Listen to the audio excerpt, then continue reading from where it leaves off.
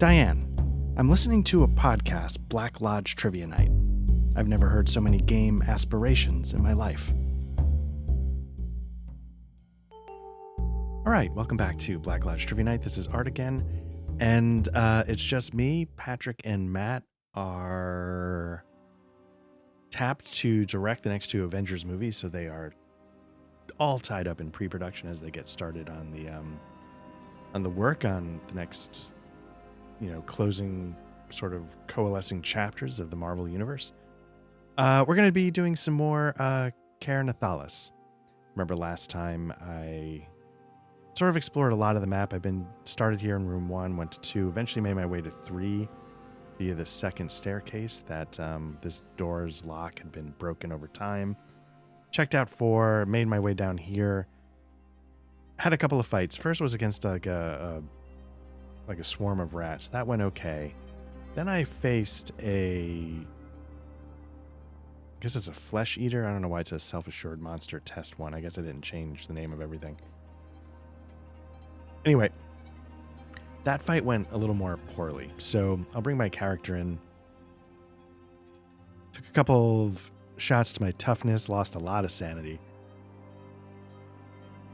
So that's all not great. I did prevail for what it's worth, but I realized maybe I need to rest. So there's a couple things I think I've been doing wrong. First of all, let me just get this out of the way. There's a chance to have encounters in corridors, and I have not been rolling for those. I've just sort of been blowing through. Let me just see. I went there. So here's the question. Like, would you count from here to here, from 2 to this unmarked room? Would you count that corridor? Or I wasn't, because it was just like, yeah, it's just I'm going to the next room. But when I got over here, I feel like I made my way down from 3 to here. That feels like worthy of a corridor encounter. But some of these corridors just don't feel like, I mean, if you take a stair from this room to this room, like that doesn't feel like a corridor, but maybe from 5 to anywhere else would be like. So I think that's something, I was sort of just wrestling with as I was looking through it. So I feel like I might have missed a corridor encounter. Basically, it's very similar to a room encounter, except you need a 15 or higher on a d20 to encounter something. I would have, just rolled 11. Nothing would have happened. I would have been smooth sailing. So it's not the end of the world. That's the main thing. The other thing I haven't been doing is getting some flavor text in. There's tables in the book for corridor descriptions. You can see here. Again, it says the corridor seems to shimmer with an otherworldly glow, transparent figures. There's one of the typos because the F's don't come over when I copy and pasted. Of long dead souls can be seen drifting through the walls, oblivious to the living. So, is there a mechanical impact? No. Would it have sort of fleshed out the world a little bit? Yes. And since that's a lot of what I'm here for, I need to be better about using those tables. Because why not? What else have I done since the last session? I'll pop this in. I got the latest PDF in. I was working, I think, with Ker Nethalas version 1.1, 1.2, something like that. The latest one on drive-throughs 1.5, and I jumped into the Discord, which is, so thanks for welcoming me into the Discord. And one of the tips I think I saw there was like, hey, make sure you're using the latest PDF. It is sort of like a slightly living rules kind of updated situation. So I grabbed that. I won't remember or notice the details, but we'll go from there. One thing I wasn't sure about, because what I'm about to do is, having taken a beating, I'm going to rest. But I was looking over, is it in rules or is it exploring? I think it's in exploring. Resting and setting camp. So one thing I wasn't quite sure. I think I know what I'm going to do, and I think I understand it. But, it says here, like, different activities increase your exhaustion. So I think part of it is, I don't think my exhaustion's all that bad. I don't know if I'm just not facing things that would deal more exhaustion, like maybe more enemies would, or maybe I'm doing something wrong with exhaustion. I double checked the rules. I don't think I'm missing something yet that would have been adding to my exhaustion, but you do camp activities. Camp activities add to your exhaustion. So like say barricade, you've seen what sort of horrors call this place home. Last thing you want is to wake up with one of those things gnawing at your face. So you barricade your camp, you gain an exhaustion point. One thing you can do in activities, if you don't do anything else, which I assume includes barricade, you just purely rest. Resting reduces your exhaustion by 5, heals 1 health, increases the camp roll check by 2. Well, I'll talk about that in a sec. But here it says, aside from being the only place where you can craft and cook, resting at a camp is the only way to properly recover from certain things. Regain all toughness, okay. Regain 1 health. So I assume you regain 1 health even if you do all this other stuff. But doing this rest is a bonus, so you get 2. Regain sanity, reduce exhaustion by 10. It seems like, I guess if you do enough of these activities, you could get your exhaustion up pretty high, but like, feels kind of like, I don't know, like, does it net out in practice? I have no idea. You know, you get it seems like you get a free reduction of exhaustion of 10. And at the moment I don't have any, so I feel like I'm going to be in the black there in terms of net exhaustion. But maybe as you get deeper into the thing, as you face different kinds of monsters, I don't know, maybe there's exhaustion that comes with sanity. Actually, that's not a bad thing to check. If you lose sanity, do you get exhaustion from that? Because I lost 6 sanity in that last fight, so maybe I need to figure that out. Go to sanity real quick. There are many horrors. Let's see. I think when your sanity hits 0, you roll in the madness table. Certain things could be pretty significant. Like if you get a 1, you're dead. So, I'm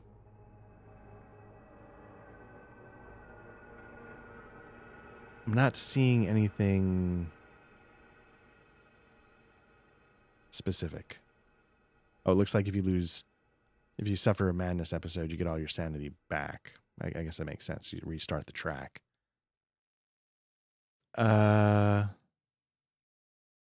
Okay. Yeah, so I don't think, again, I'm missing anything there. So let's start by setting up a camp. And I just lost where that was. That's going to be an exploring Ker Nethalas. Bring it up there. So first things first. Once you decide, I can take a breather, which would heal 1d10 toughness, 1 health, and reduce my exhaustion by 2. I don't have any exhaustion. I wouldn't be able to do anything though. In order to camp, you need a ration, and this is also something. But can you craft the ration as part of the camping experience and have that qualify? I wasn't sure.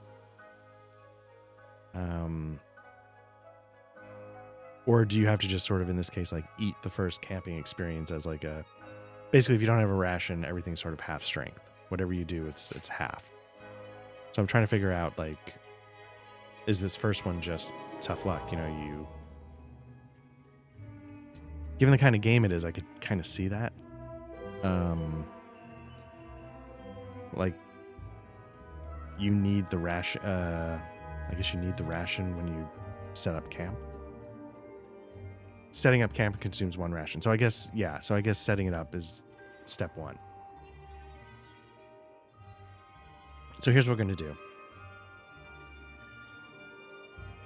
We will set up camp. I don't have a ration. Nothing I can do. Second thing. You've seen what sort of horrors call this place home. I'm going to barricade, and I don't want to wake up with one on my face. So for every 1 crafting supply spent, I gain 1 exhaustion, and I can add 5 to the camp check roll. But because everything's cut in half, it's rounded down, so it's only 2. Camp roll is here. In order to make a camp check, you must roll a d20. On a result of 10 or more, everything's good. If you've rested safely. A failure triggers a roll on the encounter table. So I've got 13 crafting supplies. If I spend 5, I could get that 10 up to a 20. And then I'd be all set. Except doing anything reduces that camp check roll. So if I cook, it goes down by 1. If I craft bandages, it goes down by 1. You see where I'm going. So I think what I'm going to do is I'm going to spend... I'm going to spend... I have 3 cooking ingredients.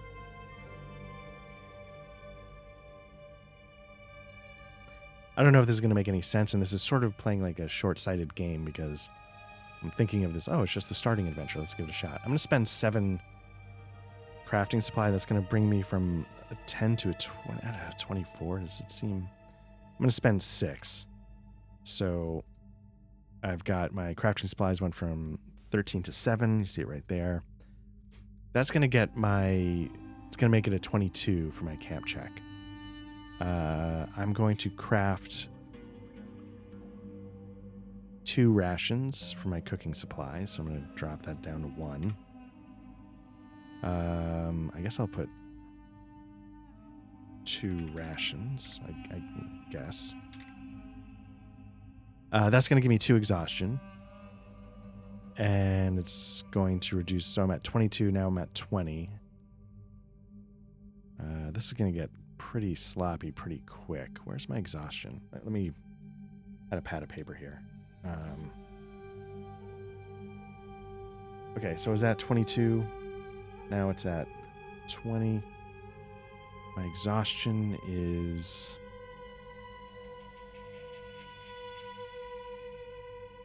Oh, I'm not... Look, there we go. Okay.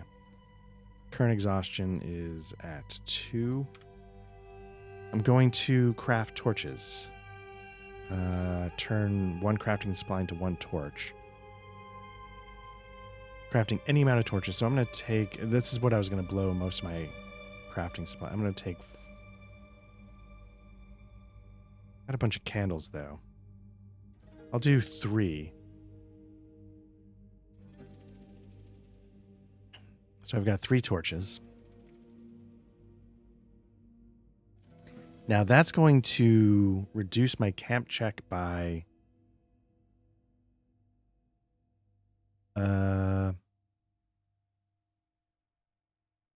2. So now I'm down to 18. With another exhaustion. So now my exhaustion's up to 3. What else do I need to do? I don't need to repair. My armor is held up so far, so that's good. I don't believe I have any heal conditions, but you need bandages for those. So let me get some bandages going. I'm going to turn my remaining crafting supplies 4. I'm going to make that down. Oh, what do I need for the barricade? Already spent. Did I spend it for the barricade?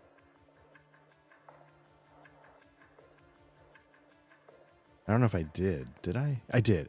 Okay. Bandages. I'm going to reduce that to 0. I'm going to make 4 bandages.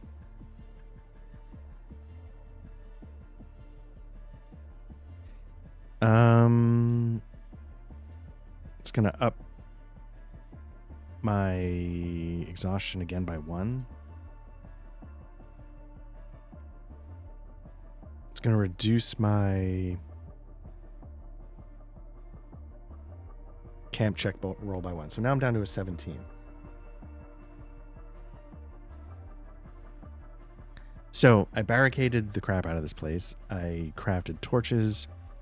I crafted bandages, and I got some rations going. So now I need to do my camp check to see if anything happened, I guess. There we go. 14. I was at a 17, so uneventful. Maybe it was a little bit of overkill, but I'm glad I spent some things. Oh, okay. Yeah. I'm glad I spent some things. Now, the other thing is I regain all my toughness, so that goes back up to 16.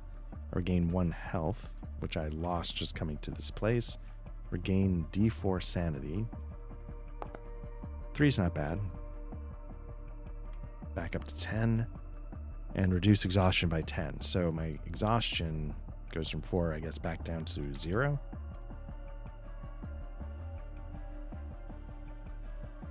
I mean, I mean, it makes sense. Like, I'm, you know, I mean, I guess it makes some sense that, you know, you're pausing for a bit, taking a breather, even if you're doing things.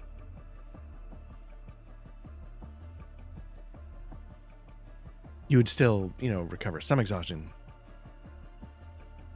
I don't know if it seems like resting it seems like would be more impactful.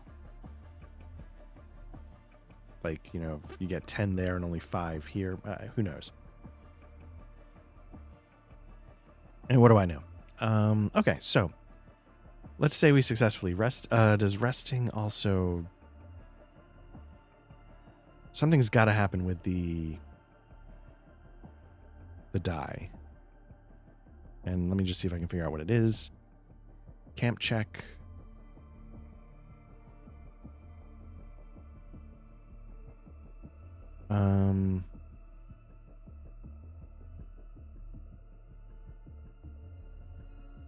Yeah, I don't know. Taking a breather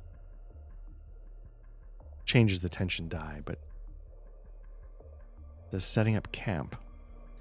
Take a break. Do so. This implies securing a room. Sure.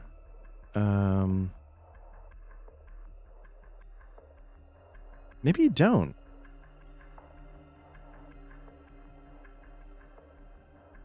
Maybe it doesn't. Maybe there's all the other things. You got to set up barricades and stuff like that, but maybe it doesn't actually change the tension die because you've taken the time to secure a room, like they were saying. You've holed up properly, and yeah. So I'm at least maybe I'm just missing it in my quick skim, but who knows? I'm just gonna go with it for now, and we'll go from there. So, okay, we are in this room. I was again trying to make my way over to room 5. I can't recall if I've been in this room. I probably should have marked where I've been.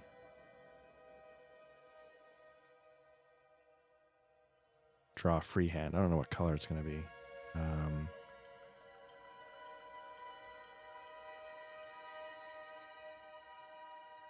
Oh, it's going to be white. That's no good. Okay, let's make it blue.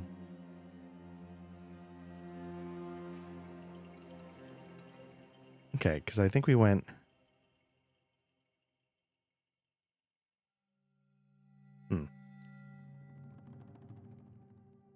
I don't know why I'm... Whoops. Okay. Probably wanted that over there, but that's okay. I don't know if I can undo that. Oh, we can. Okay.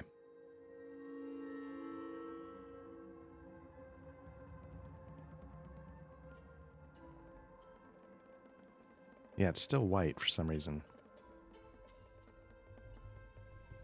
Lines I want to be blue.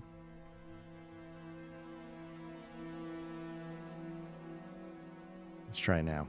Okay. There we go. I went there, went over there, went up there. I think I came down here. Went this way. Now I'm here.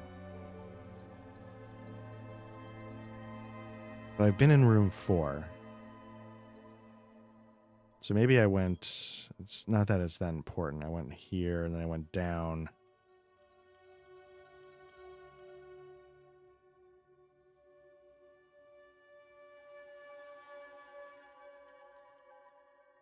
Did I go boom, boom, boom, boom, boom?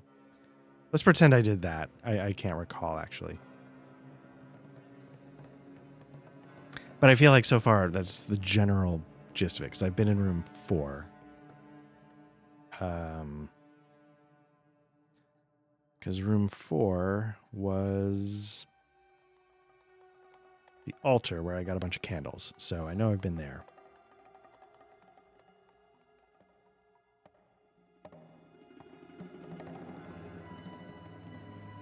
wonder if there's a prettier way. Well, I'm not going to worry about it. Okay, so I'm here, making my way to room 5. I could backtrack to room 4 because when you do that, I think you check the tension die, but I don't think you have to check for encounters. I think that's the advantage of backtracking. Guess I could double check really quickly. Exploring. Retracing your steps. Here we go. If for some reason you need or want to go back to an area of the domain you've already explored, passing through already cleared rooms and corridors, you can do so. You must still roll the tension die. You must still spend the light source, but you don't need to check for encounters nor roll on events. Okay. Sounds good. So what I'll do is just to play it safe.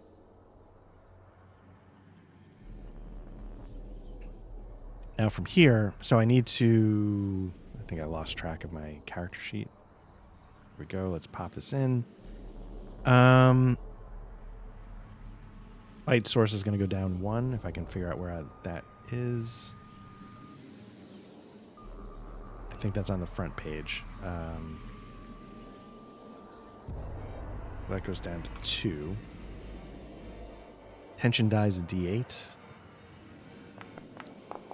Woof. So that's going to drop down to a D6, which is unfortunate. I wonder if I can I bring this down? Nope. Trying to find a faster way to bring these up, but that's okay. Mechanics, so it's a D6 tension die. Okay, so down to a D6. Next step, I'm going to go down into this room here. And then, per the rules, we are going to do a certain number of steps. Okay, so we don't have to worry about a lair check. We know where the lair is, so to speak. It's predetermined in this adventure. We know that this is a regular room, or a corridor. It's a regular room. That's fine. So we're going to do our tension die check. Okay. Keeping that going. Nice. Stays at a D6. Next, you must see if there's a combat encounter in this room or a corridor. So 10 or more means we've encountered some sort of enemy. So let's see what's going on. It's a D20. Woof. Okay. So there's definitely an encounter. So let's bring up... Pop this out. It's going to be a first domain combat encounter. Oh my god, a flesh eater again. Okay. It's great. So the thing, you have to go to the, this is what I forgot to change. So let me go flesh eater, update token. So now hopefully if I drag it out, it says flesh eater. It's proper. It's not something weird.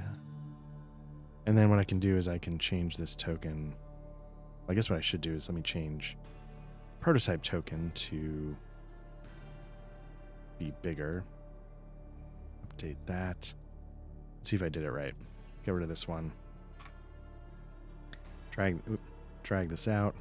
Okay, there we go. At some point, I'll fix all the tokens so I wouldn't have to change the size every time, now that I sort of have an idea of how it works. I'm going to continue to... Boom, boom. Continue that line.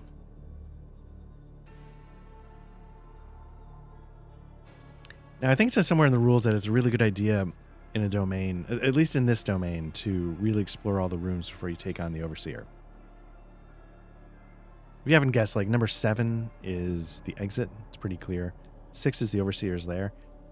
And I think I said this in the first one. You can skip the Overseer. You don't have to fight the Overseer. You can just leave. The trick with doing that, though, is you lose a chunk of experience. I think it's 200 XP. And killing the Overseer gives you magic items, more powerful stuff. So it's a way to sort of really bump your gear up. So you're missing out on that opportunity. I hate these things. Okay, so Frenzied. So this is the Overseer's influence. And what I wasn't 100% sure was, is this just automatic? Because when I had like a dark event or whatever it was called, the dark event I had said there were like eerie voices that kicked this effect in. So it's definitely going to be an effect now. I probably forgot about it last time. So when I fought the first Flesh Eater, because I'm sure it was after that. But yeah, so what we do is we have to figure out who's the attacker, who's the defender. Is there any way to surprise? Again, I don't know if I want to surprise anybody because I'm bad at it. And if you blow surprise, you make your attack roll even worse. So my perception is a 50. If I blow surprise, I could be rolling a 30. So I don't know if I want to do that. So it's going to be my perception against the Flesh Eater's awareness. So I'll roll its awareness first. Please roll like garbage. Thank you so much. Like the last time, I got to tell you, like a lot of successes, a lot of low rolls. 97. Love it. Let's see how I do on my perception. 63. I fail. Okay, so what does that mean for combat? Let me pop this in. The rules. Combat. Let's see. Free actions, turns, rounds, initiative, and surprise.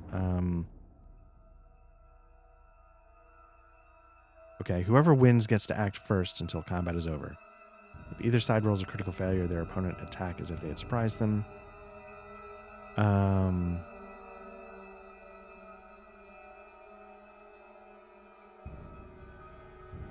Man, okay. It's telling you what to do if there's like multiple of these or those. For surprise. But it doesn't say what to do if both sides fail.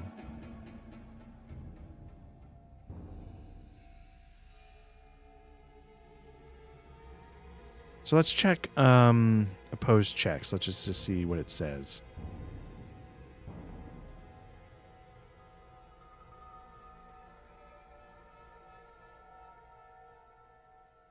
Okay, here we go. If there's a tie of any kind, with both parties failing their checks, for example, the character with the highest relevant skill is considered the victor. I have the highest relevant skill. It was my perception of 50 versus their awareness of 30. So I'm going to be the attacker, which means I get plus 10 on my business, which is good. So let's get this started. Yeah.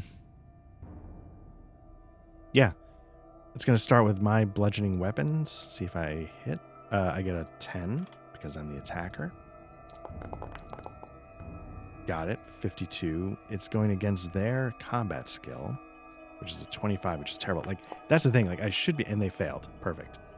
Like, I should be kicking the crap out of these guys, and I wasn't last time. So, where do I hit this thing? Is this thing a undead humanoid hit location?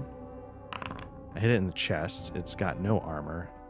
All non-magic weapons do 1d6 damage. 2, oh gosh. 2 I think is going to be 1 point of damage. 2 is 1 point of damage. I mean, it's better than nothing, but woof. So, let's see. That means its health is down to, 3. Now, I guess it gets to attack. Its combat skill is going to be 25. And it fails. So I don't have to worry about it. This is, okay. This is, statistically, this feels a little like a more normal start. So I guess we just go back and forth until one of us dies, right? Again, I'm using a club because it's my bludgeoning weapon. I've got a dagger. I've got a pilum. But I'm going to stick with the club because I can go with my bludgeoning. Again, with a 10. 22 means it's a critical success. Okay. What does that mean? Let me bring this in and let's see if there's something about combat. I can close this since it's all here. Combat encounters. No, it'd be under rules. Critical successes. Let's see if it's got something there. When performing any check, if you roll doubles, okay, if you roll doubles, great. Below your skill, great. Explained on page 72. On 65, so let's get to 72. Okay, here we go. Okay, it's a brutal strike that can only be defended against if the defender rolls another critical hit.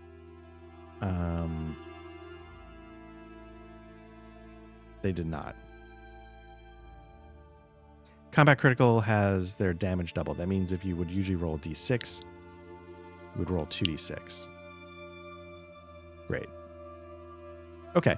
So if you remember, I think I talked about it last time, you know, rolling 2d6 is not what you think it means. So let me roll 2d6 for damage. Let me see where I hit. Hit the left leg. That's not amazing. I roll a 3 and a 2. So it's again, combat damage doesn't mean I rolled a 5. What it means is, again, I'll bring up the numbers, 2 and a 3. Whoops. You take each die individually. So a 3 gets me 1 and 2 gets me 1. So I just did 2 points of damage instead of a 5. I mean, it nets the same, but and if I had any combat bonuses, like if I had a +1 to my attack, it would apply to the lowest die, which would make them both 3s. So given that, I did 2 points of damage. That's a good start. And now it gets to attack me. Here we go. 92. I'm loving this. Okay. So now my attack.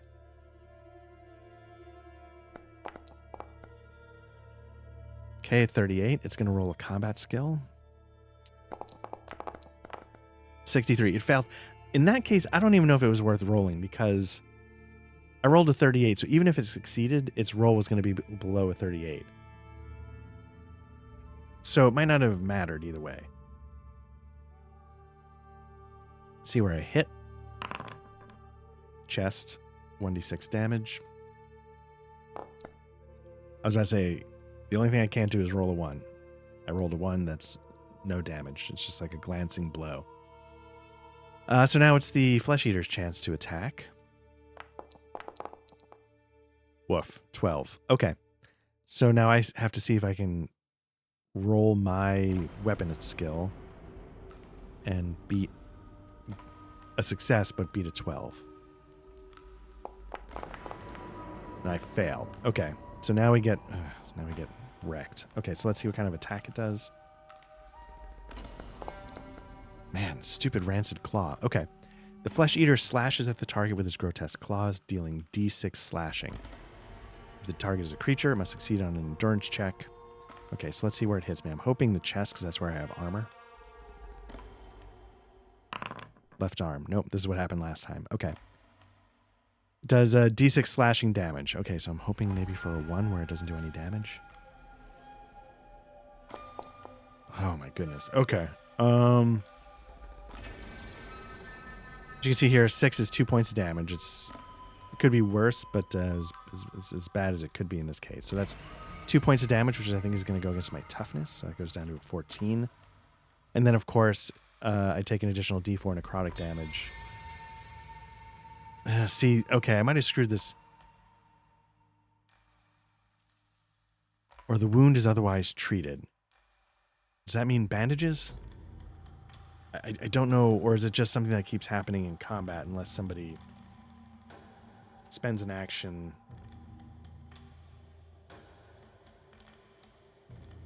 So like, so the reason why I can't tell, so it's like, it takes an additional d4 necrotic damage. Like, when would I, like every time I enter a room?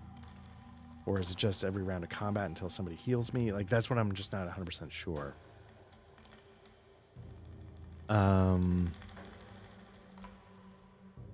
Yeah. Last time what I did is when the fight was over, I stopped the necrotic damage. But then I also but I didn't have bandages. I just have no idea. I have no idea. Because if you go to like the different kinds of conditions that you can heal, necrotic is not one of them, like bleeding.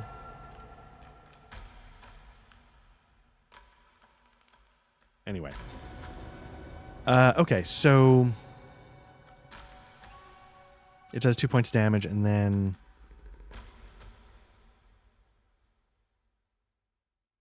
at the start of each... Okay, so now it's the start of my turn. So now I do a check. I check my endurance, which is poor. So the odds of me having any luck with this are bad. 42. So I fail, so I'm going to take D4 necrotic damage. 1 point's not bad. So that becomes a 13 on my toughness. And, man, all I had to do was hit it once, and I would have been fine. Get to attack with a 10. And here's where it all falls apart, baby. It gets to attack me. It misses, luckily. Okay, so now it's back to my endurance check. Fail. So I'm going to take another D4 necrotic. Was there anything about sanity? Not at that one. Okay. Woof. Okay, so now my toughness is down to 9. And then I get to attack. Oh, plus 2 damage.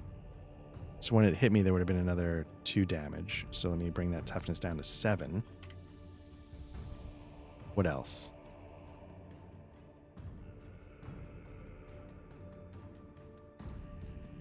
Sure. Okay. Okay, so yeah, bludgeon. Why is it not? There we go. Holy cow, I thought that was going to be a 10, and it was not. Okay, now they get to attack me. 77 is a fumble. Okay.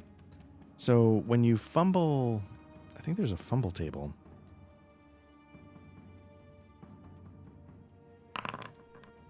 Okay. You're suddenly feeling drained and lose 1d8 ether. I don't think this thing really deals in that, but just in case. Yeah, it doesn't seem to do anything. Are there monsters? It doesn't matter. Okay.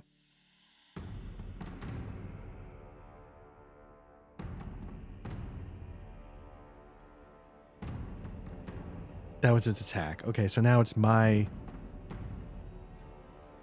All right, I tried to attack, I missed. It tried to attack, it missed. It's back to me. I have to do an endurance check.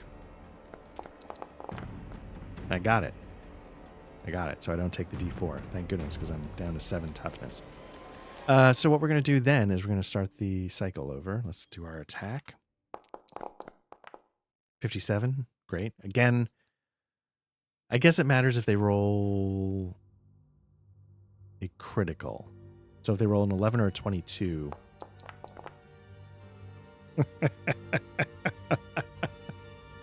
I think they... 6... Oh my goodness. Okay.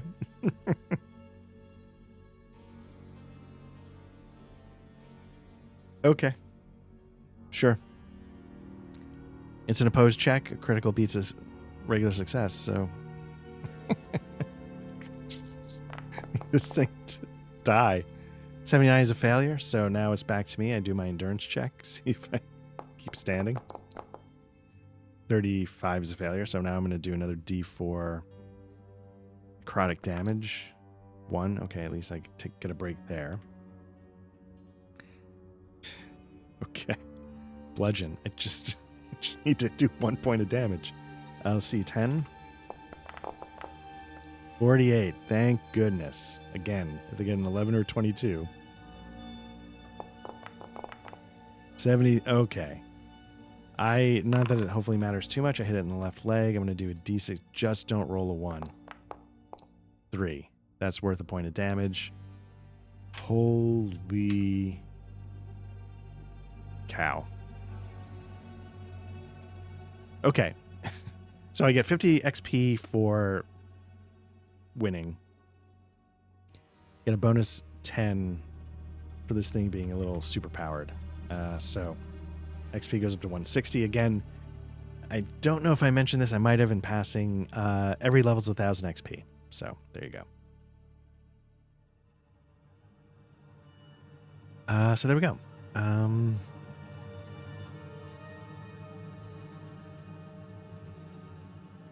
So now that the fight's over, what is this thing? Roll on the spoils table. So let me bring that table up.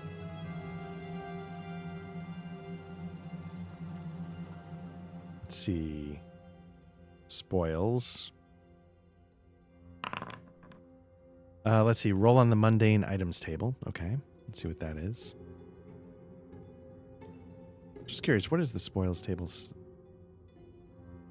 Oh, okay. I see. So you can get mundane, valuable, precious. I got mundane. So let's give it a roll there. Get a belt.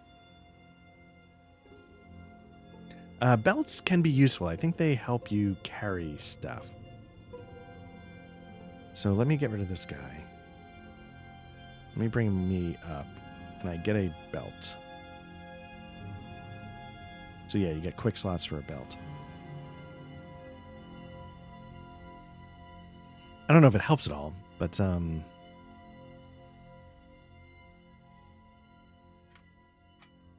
maybe it does. I don't know.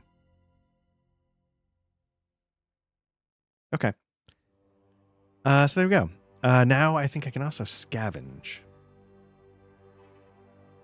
Scavenge the room. Scavenge, yeah. Loots and spoils. It's here, I think, right? Okay, get 1d4 crafting supplies. 3 crafting supplies. That's not bad. Especially since I burned so many on my last camping. Let's see. Crafting supplies goes up to 3. So I could use those to barricade if I wanted to rest, which I might need to do. So I just had the crap beat out of me again. You take a breather, which would address certain things.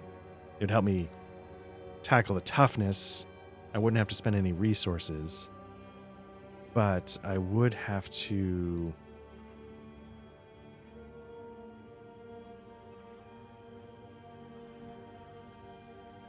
It would drop this tension die down to a 4. Let's do that. Let's take a breather. See what happens. Let me bring my character back up. So taking a breather. Pop this in. Recover 1d10 toughness. So let's see how that goes. Oh my goodness. I mean, it's better than nothing, but holy cow. So that goes from a 6 to a 9. 1 health. Okay. I fully recovered the health I lost at the beginning. And exhaustion. Okay.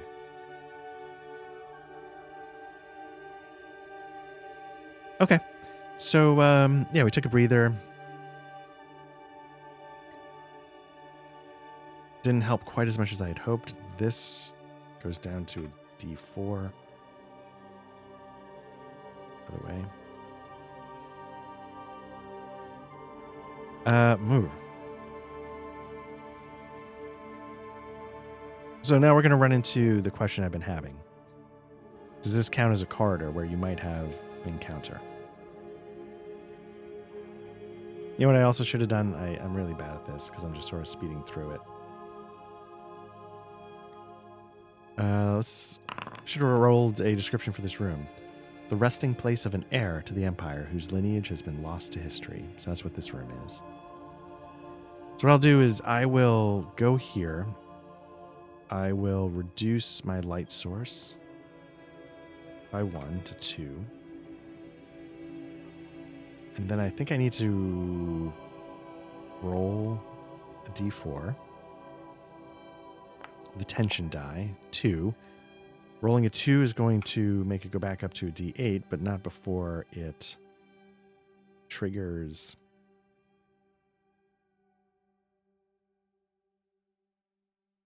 growing darkness. Ooh. You blink a few times, snapping out of it. How long have you been staring at nothing? Reduce your light source by 1d4. Reduces it by 2, which is going to make it go out. Now, it's not such a big deal because I have plenty of others, but that's kind of cool. So, we swap out this 0. And we're going to go over here and light up a new candle. So, our new candle goes from 3 to... Our candle goes from 3 to 2. Our light source refreshes at 10. Hopefully I'm doing this right. And can you scavenge a corridor? I don't think you can, but let me just double check. I'm going to go to exploring, scavenging. Your only chance to make it out alive. Each time you enter a room. Okay, so that's pretty definitive. So, good enough. So I think the next thing to do is we need to check to see if there is an encounter. It's a 15 or higher. Okay. I'm not getting the breaks. The encounter. What is it? We're going to be doing a first domain. Are you kidding me? Are you kidding me? Okay, again, so we set up to see who...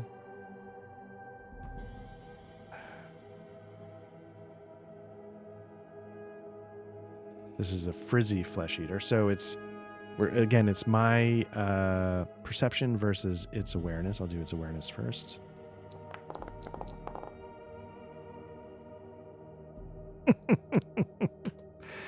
Okay, so it's got a critical success. The best I can do is tie with an 11, 22, 33, or 44.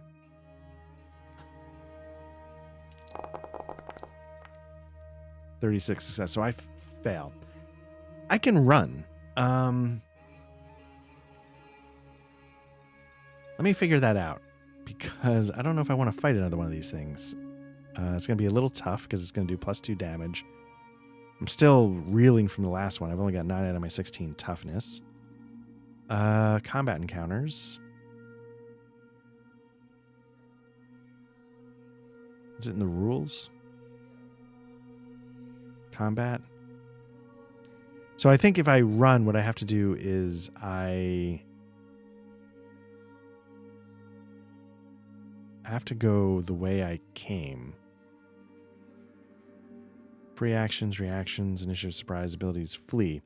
When things aren't looking good and you want to disengage from combat and retreat to the previous room, you must make a successful dodge check. So I could choose my action. What's my dodge? My dodge is crap, I think. My dodge is 30. I'd probably have better luck attacking. So if I were to flee, I would have to go back here, and I could still hook around to 5, assuming the door wasn't locked. I could hook around to 5 the long way, running into a bunch of other potential things, but I could still get there. Or I could fight. Let's fight. I've got 9 toughness, 12 health before I'm dead, so let's give it a shot. So it's going to attack, but it gets a +10 because it's the attacker.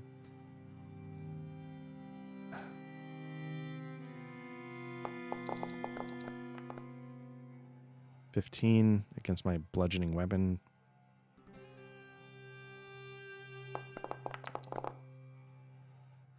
$95. Sure. It's going to hit me in the chest, which is good at least because I have armor. It's going to... Let's see what kind of attack it does. D6. A 1. It's the Rancid Claw, of course. Let's do a D6 for damage. I think I'm going to be fine. The 2 only does 1 point of damage. My armor blocks it. So now what I need to do is I need to check to say that my armor took a hit. So at the end of it, I can make sure to check the integrity.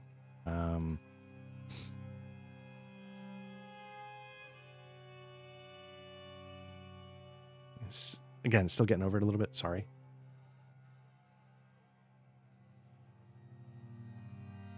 Okay.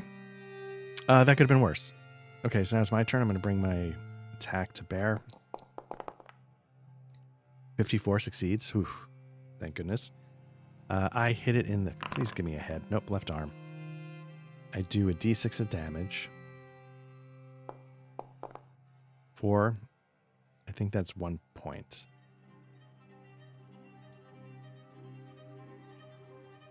Four is 1 point. Yeah, 5 through 7. Okay. Okay. 1 point of damage. Down to 3. Okay, so I guess it attacks me again. 10. Still fails, thank goodness. Okay. Getting a little lucky. I'm going to bring an attack to bear. 61 on a target of 60 is the big middle finger that I think it is. Okay. It's back. 44 is a fumble. Nice.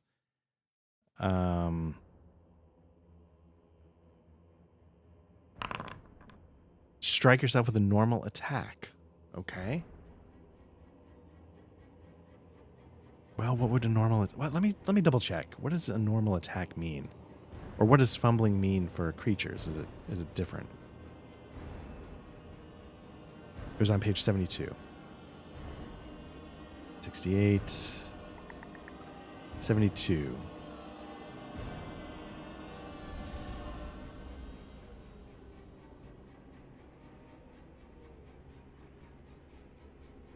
In combat, when a character rolls doubles. So do creatures not roll fumbles? Like, do they just not... I like the idea of it hitting himself. I mean, I feel like they should suffer just like, you know, why not, right?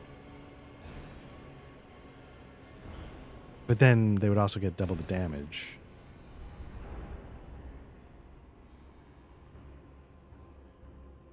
So I feel like that's the thing. You got to live by the sword, die by the sword. So if I'm going to have them do fumbles, then they also get to do criticals.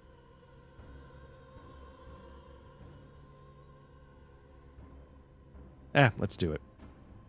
So a normal attack.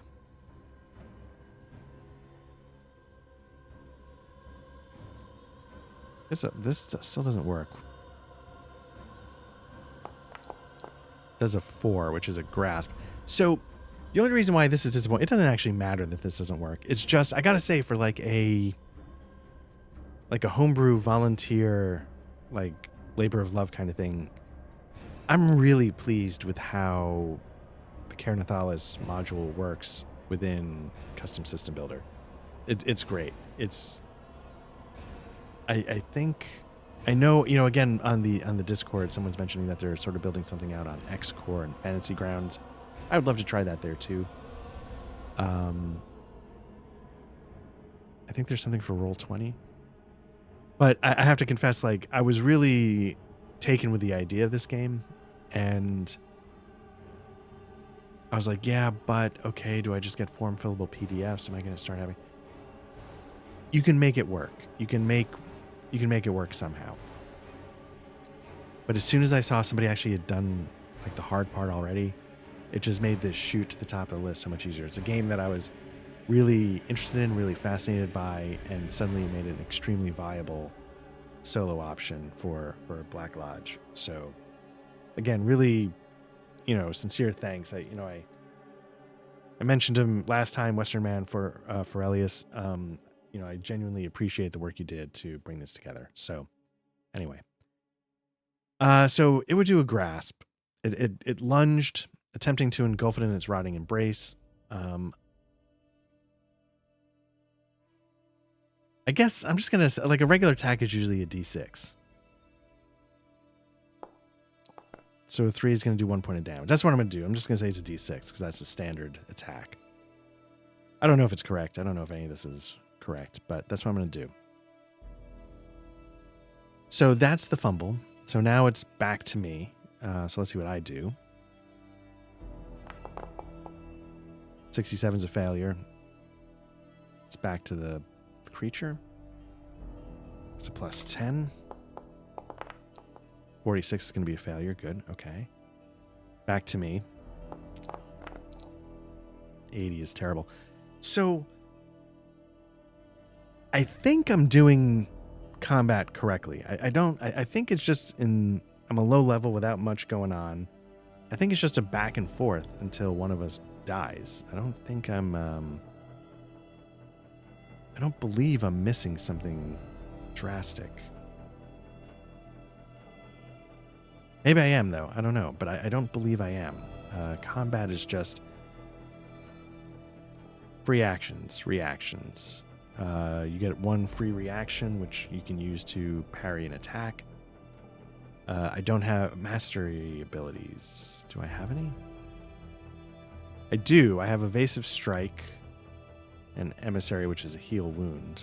Let me see about this.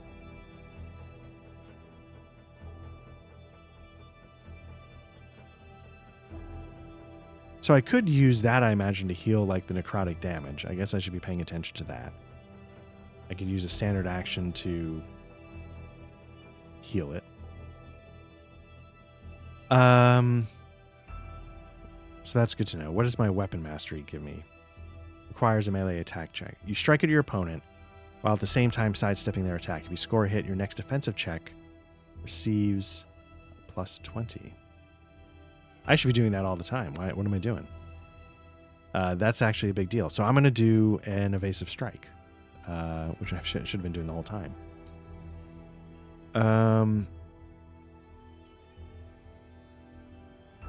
Anyway, it's the flesh eater's turn to attack, but I need to start doing that because it doesn't cost any ether. Doesn't cost any. Oh, 91. So yeah, I'm going to do an evasive strike, which is basically I'm going to do a regular attack. If I attack successfully, my next defensive move receives a plus 20.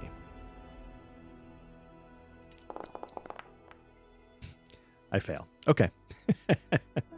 So it's back to them with their plus 10 for being the attacker. 84 is nice.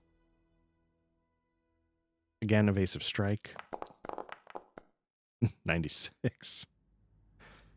Ah, goodness.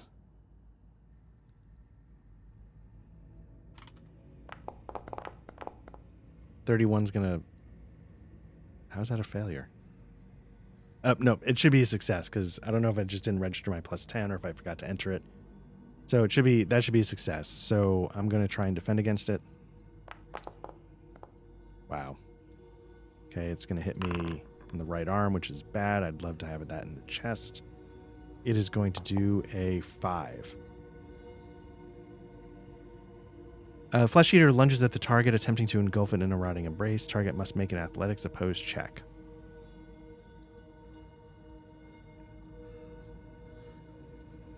This could actually be really bad. Okay, let's do an opposed athletics check. I'll do theirs first just so I know what I'm trying to beat. 76 is a failure. So here's the deal. If we both fail, it has the higher score in athletics and it's going to win. So I need to succeed at least. And I critically succeed, so F that noise. So I dodged the grasp. Thank goodness, because you're taking a D8 every time. That would just decimate me. At least with the necrotic damage, now I know I can heal that if I want to spend a turn doing it. But no, that grasp could have been ugly. Okay, got lucky there. So now it's going to be back to my turn. I'm going to do an evasive strike. Please let me hit. For the love of God, 95. 95, 87, 96, 80. It feels statistically impossible. Okay, so it's back to them. They're plus 10. 63 at least, so they failed. So now I'm again going to do that evasive strike. 90. Okay. Again, back to them. 55 is a critical failure, so let's get that fumble going, see if anything interesting happens, like last time where they hurt themselves. You manage to strike yourself with a normal attack. 3 is going to do 1 point of damage. So, it's important to describe what's going on here. The essence of what it is why are you punching yourself? I think I've done 1 point of damage. It's punched itself for 2. So I'm not too proud. I'll take it. But holy cow. This is humiliating. It's like at the end of like when I was doing Dragonbane, I think. I'm like in the big fight at the end, and there's the guy I'm supposed to rescue, and then he starts hitting himself with his own sword and dies. I'm like, okay, all right, this was never meant to be, sir. Godspeed into your next life. So, okay, so that was its attack. It was a fumble. I don't have to worry about finishing it off. I'm gonna do another evasive strike with a 9. Thank you. I finally succeed. This is, if it succeeds, this is an attack that I could easily tie, though. But it failed, so that's good. 1d6 damage. Where do I hit it? Abdomen, it doesn't have any armor, so it doesn't really matter. I'm just checking mostly to see if I hit it in the head. 4 is going to be 1 point of damage, which is all I need to drop this biatch down to 0. Roll on the spoils table for killing. Oh, well, first of all, I get another 60 XP. I get to roll now on the spoils table. Loot and spoils. Mundane. Looking for something a little more interesting. Backpack. Okay, this is not nothing. This is sort of the stuff that sort of kits you out to be able to... Like a backpack, you can see has like 20 slots. Belts have quick slots. I don't know if that makes certain things easier. But so now what I can do is I think I can put stuff like this. And I don't have to worry about encumbrance so much.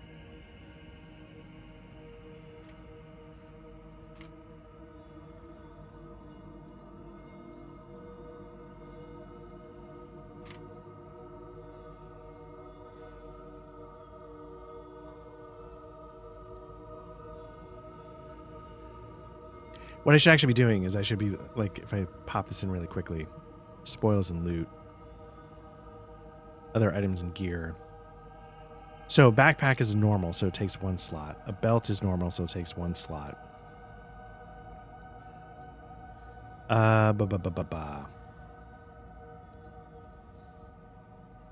Candles are light, so you can stack, I think, up to like 10. Rations are light, so again, you can stack. What about torches? They're light, so you can stack 10. What about bandages? Light. Okay. Okay. So I'm good. The one thing I can do, so what am I... Let's take a look at my overall health. So one thing I can do is I can pop a bandage here once per room. Well, I guess I have to get 2 a room. Oh, no, I also need to scavenge really quickly before I forget. Pop in. Exploring. 1d4 crafting supplies. Not bad. Okay.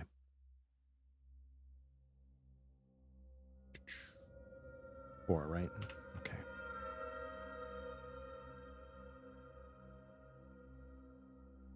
Okay, so this maneuverability, I wonder if that's like if I'm trying to dodge, like if I were trying to escape. Like, is that an athletics? Dodge? I feel like those are maneuverability kind of checks. Stealth.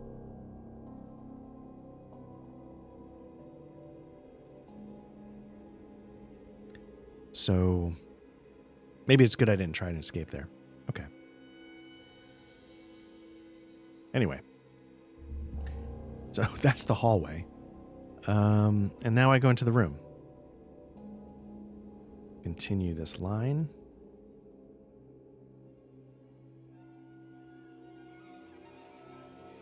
I'm going to just pause really quickly. Let me see if I can do this. I'll fade in, fade out. But I need to maybe go get a cough drop.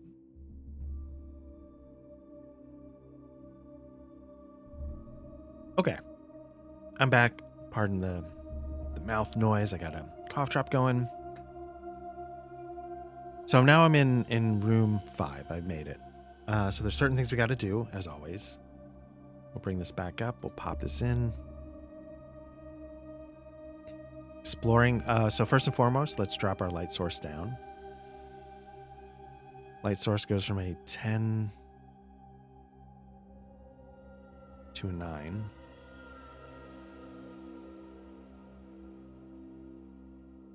I think that's right, because I think the growing darkness event was in the hallway. Next up. I'm not gonna... Again, I bought the... you can buy them on DriveThruRPG. They make... I can't really show you. It's not an easy way to do it. But they make these in like larger JPEGs.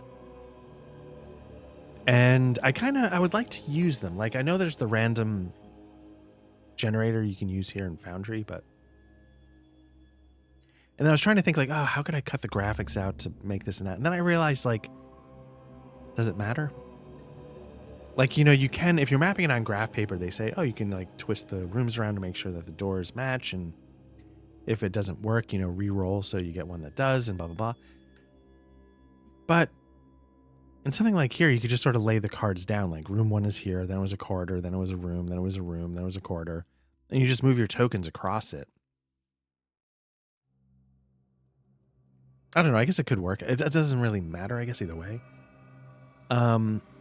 I feel like there must be mapping tools like I don't know if it's a Donjon or something. There's sources out there to make random maps, and I feel like you can make random maps in this style if you prefer it. Since the hex part doesn't really matter too much, this is kind of like a cool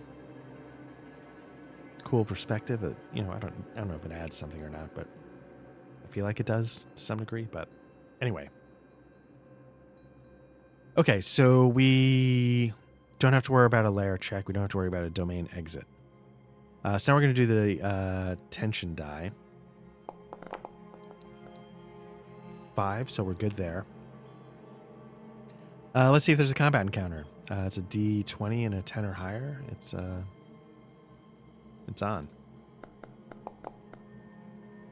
Okay, it's on.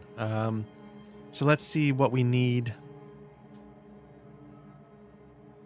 What do you think? Is it going to be like the 7th flesh eater in a row? Skeletal horrors. Okay. What I'm going to do is I'm going to bring this up. I'm going to change the prototype token to skeletal horrors because I didn't do it before. I'm going to change the appearance. So this means every token should be correct. So it says skeletal horrors. It's the right size. Okay. I guess combat is on. Now, for what it's worth, when you do the starting domain, it gives you... here, I'll show you. It's the first domain. It's got its own... The normal combat encounter can be tons of different things. There's 2 of them. So here's one thing. I don't know if I did something wrong. In the rule book, there are 2... I can show you.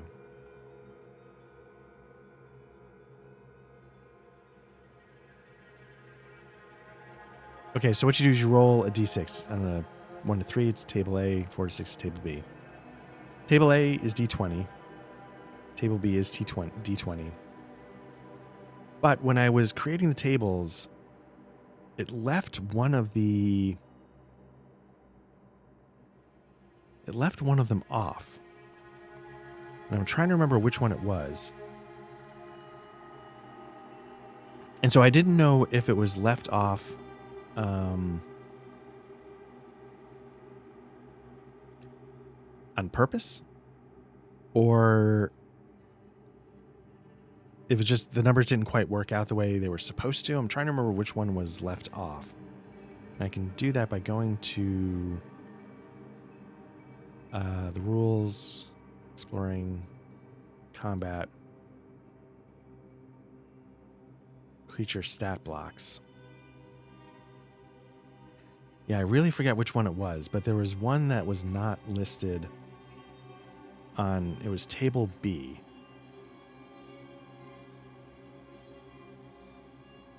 Table A goes up to a hollow shambler. Living Moss, Necropede, Nether Fiend, Plague Bringer, Pyreborn, Ratkin, Razorjaw, Homunculus, Rotwalkers.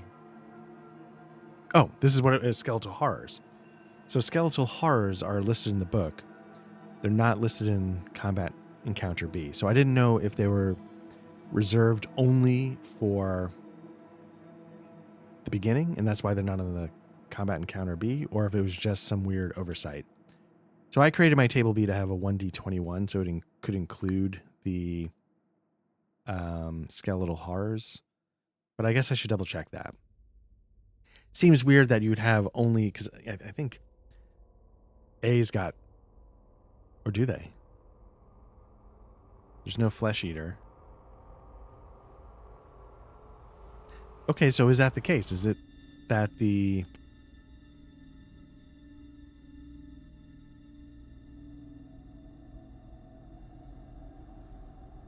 Are these creatures unique to the starting dungeon?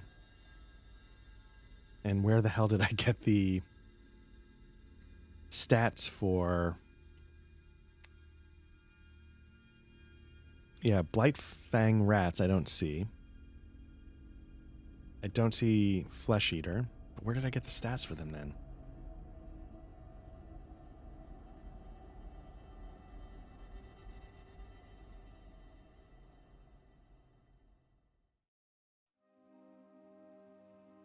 It's in the... Okay, so that's my fault. Okay, so let me correct that. 1d20. And you don't need Skeletal Horrors there at all. Because none of the first three are in the rest of the game. Which is interesting. It's...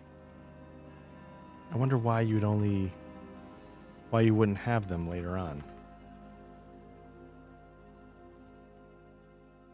And I just didn't put it together, so there we go. Update. Perfect. Okay.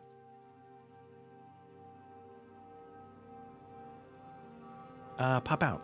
Okay, let me get rid of that. Let's get this started. We've got Skeletal Horror versus my incompetent awareness 20, combat skill 30. So it's not great. And there's 2. Okay, so that's the other thing I got to worry about. The remnants of fallen warriors cursed to wander eternally. These skeletal monsters are shrouded in tattered, bloodstained remnants of their once proud armor. Their bones blackened and charred by the fires of the afterlife. Let me fix that really quickly since I'm here.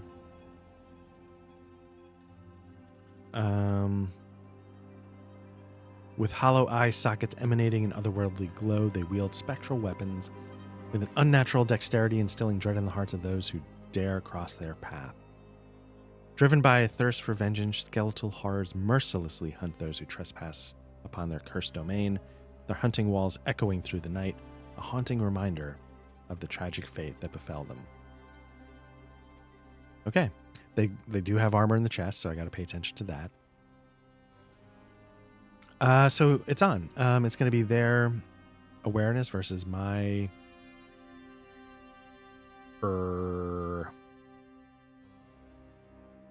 perception.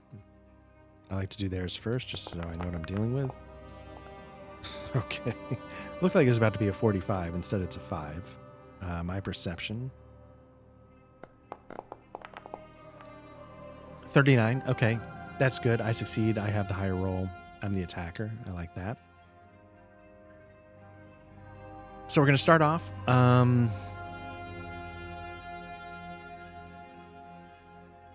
You know, I'm just going to move.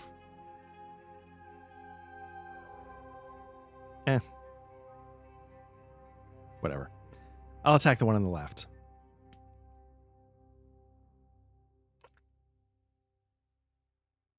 Whiny skeletal horror. I'm going to do that evasive strike. So I get a plus 20 if I can not screw this up. I get a plus 10 because I'm the attacker. Still fail because I needed a 70. Okay. So the first one gets to attack me. Combat skill of 30. Okay, second one gets to attack me. Combat skill of 30. Nice, a lot of... Oh, the first one failed. Fumbled. let's get that going. See what it does. Fumble. You hurl your weapon with such strength that it gets stuck very deep in a wall or ground. As a standard action, you must perform a successful athletics check to retrieve it. If you're not wielding a weapon, your next attack suffers 20. Are they wielding a weapon? They are. Okay.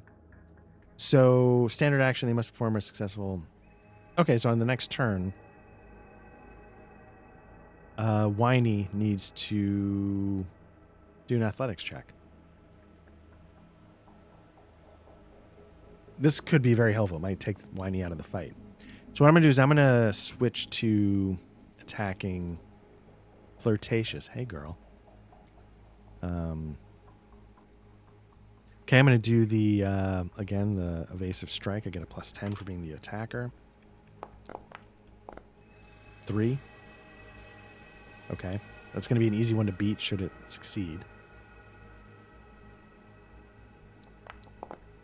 It did not, though. Great. So I'm going to get a +20 to my next defensive maneuver or whatever.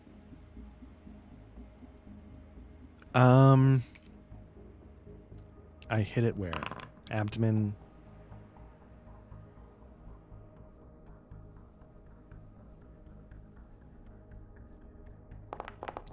Six is going to do 2 points of damage.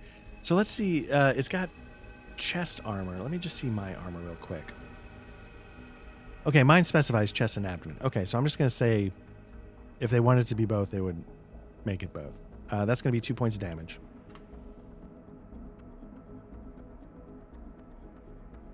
And it's back to them. So the other guy needs to make an athletics check to see if he can get his sword unstuck.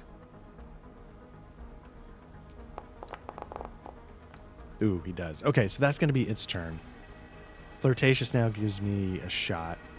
Let's see if it actually attacks and hits. 2, it does.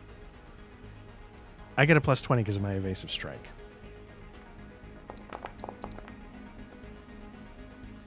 So there we go. Man, I should have been doing this the whole time. Okay, so I managed to succeed in avoiding the attack. So now it goes back to me. Let me just make sure I can just do evasive strikes over and over.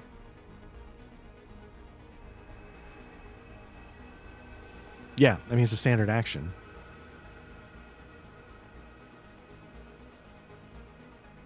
Yeah, it just looks like it's an alternative attack. So let's do it.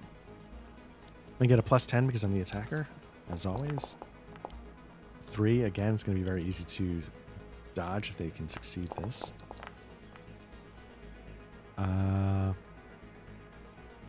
But they don't.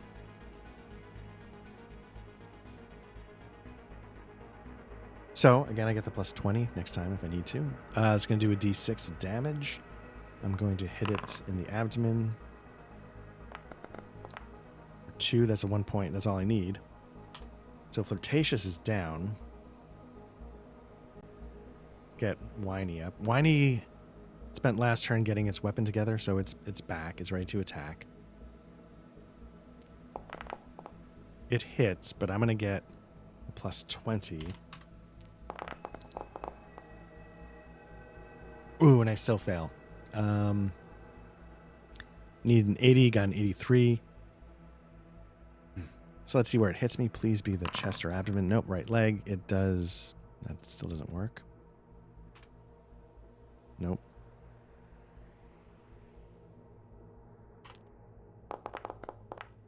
Four. Ethereal Grasp. The skeletal horror reaches out with its hand, attempting to touch the essence of a target's life force. The target must make an endurance check. On a failed check, take d6 necrotic damage. And the skeletal horror would heal, but it's not hurt. So, endurance check incoming. Oof.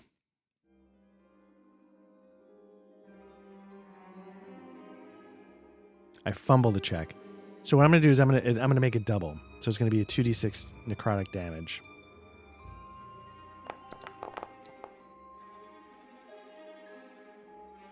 It's not going to heal because it's fine.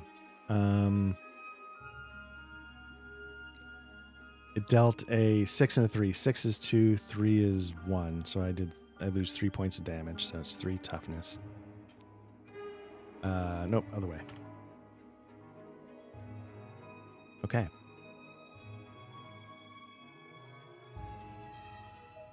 Okay. So it's back to me. I'm going to do that evasive attack. I get a plus 10. Barely a success thanks to the bonus. Which is great because it can't successfully dodge. Unless it gets a critical. 32. Nope. Okay. Where do I hit it? Chest, so it's got armor protection there. I do 1d6. Please. A 6. At least I do something. Should have done 2 points damage. Armor absorbs 1, so I only do 1. That was back to the skeleton. 59 is a failure. Nice. I'm going to do another evasive attack. 45. That counts. Again, I don't believe it can actually... 62, of course. Right. You got to check for... had to be a critical, so...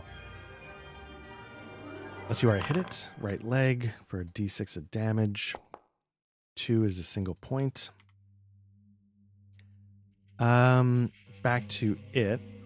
And I get a plus 20 if it succeeds, but it fails, so I'm good. Again, evasive strike. I forgot to add the 10. 73 would still fail because it would have been a 63. 70. Okay. It attacks me with a 99. Oof, that's a fumble if there ever was one. So let's bring up that fumble table and see what happens, if anything interesting. Suddenly feeling drained, 1d8 ether. Doesn't affect these. I can't remember if there's any creatures that use ether. Oh well. So it's back to me again doing the evasive attack. Let me add that 10. 70. Oh, goodness. Another failure. 35 is going to fail. Okay. Again, another evasive. 38. That's success. 58 is a failure. So I think... Let me just see what happens if I add a 10 here to the bludgeoning. I think that's the bonus. I can change that back to a 0, but since I'm the attacker, maybe that'll save a little time. Where do I hit? Right arm, D6. I think as long as I don't get a... Okay, I got a 1. Okay. But I did get the successful evasive attack, so I'm going to get a plus 20 to any potential. 92. Don't need to worry about it. So again, I'm the attacker. Let's see if it does the 70 automatically. 7. It does, but at the same time, I don't get it for being on the defense, so I feel like it is a little risky. I'll forget. I got a 7. Let's see if they can... Nope. Okay, so I attack and hit them in the leg. Just don't roll a 1. 3, 1 point of damage. 0, they're dead.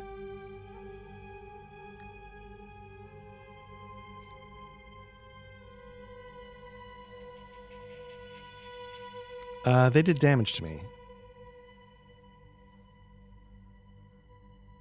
Whatever it is, it should have had an additional 2 of damage. So let me drop that down to 4. I think, again, you get XP for combat encounters, not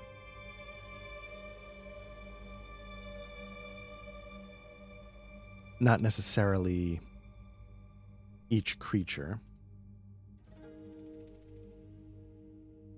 So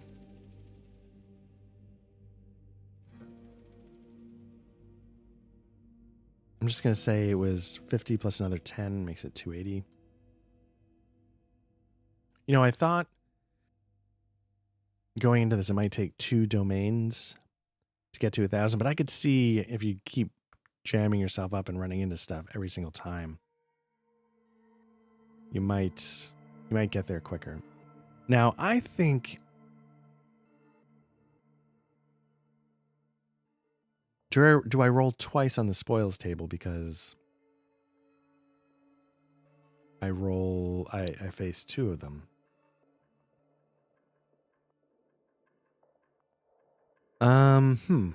That is a question.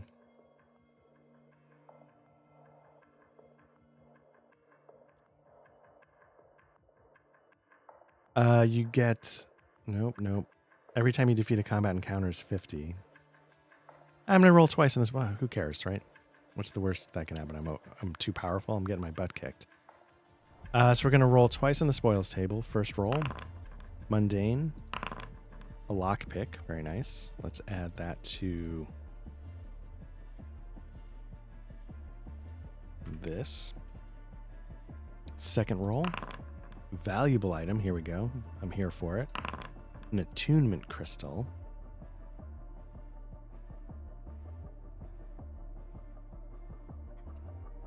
Now, attunement, yes, I think I'm saying that right. Crystals. Let's see what they do. Attunement crystals allow your character to attune a magic item in order to have access to its magical properties. Until a character is attuned with the magic item, the item in question behaves as a mundane counterpart. So that's the thing, like if you get a magic ring, you don't know, which is I think kind of an old school D&D-ish, old school OSR-ish kind of vibe. You know, you don't know what the thing does until you figure it out.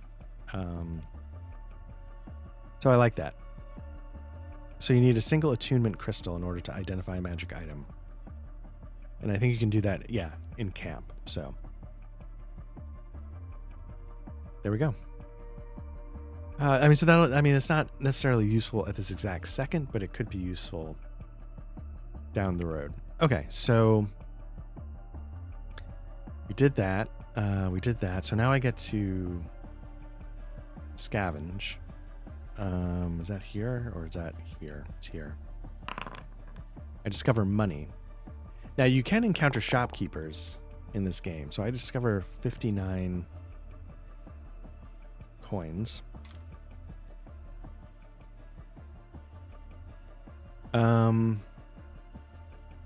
That's interesting. Do coins take up encumbrance? They must, right? Because it says total number of coins and gems.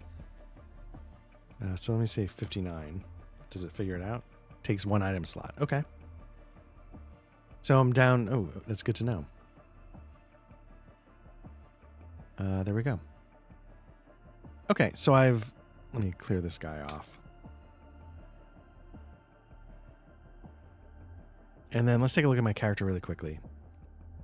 I'm down to 4 toughness.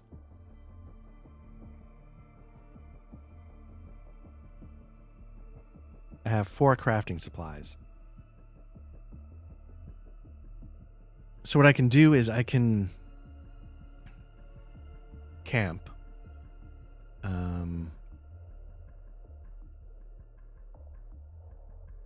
Let me bring the rules back up.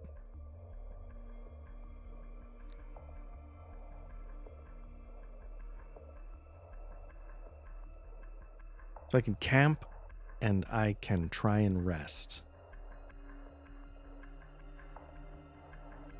I don't think it's worth trying to rest though, because the main thing it's going to do is it's going to bump up my health by 1. My health is maxed. The main thing I've done is I've lost toughness.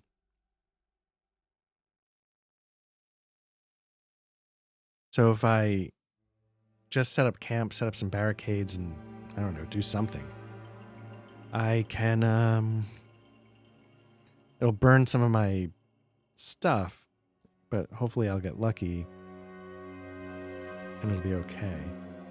I have a ration now, so I'm not going to get half credit for stuff, so.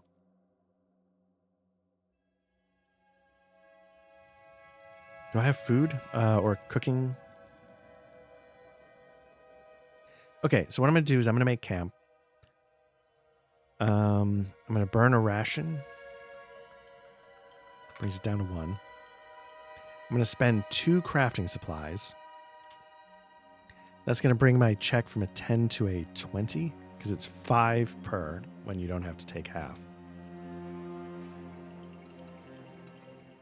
So I'm at a 20. And then I think what I'll do is I'll use my cooking supply to make another ration. So let me just double check that. Cooking. 1 cooking ingredient. That's going to go to 0. Ration's going to go back up to 2.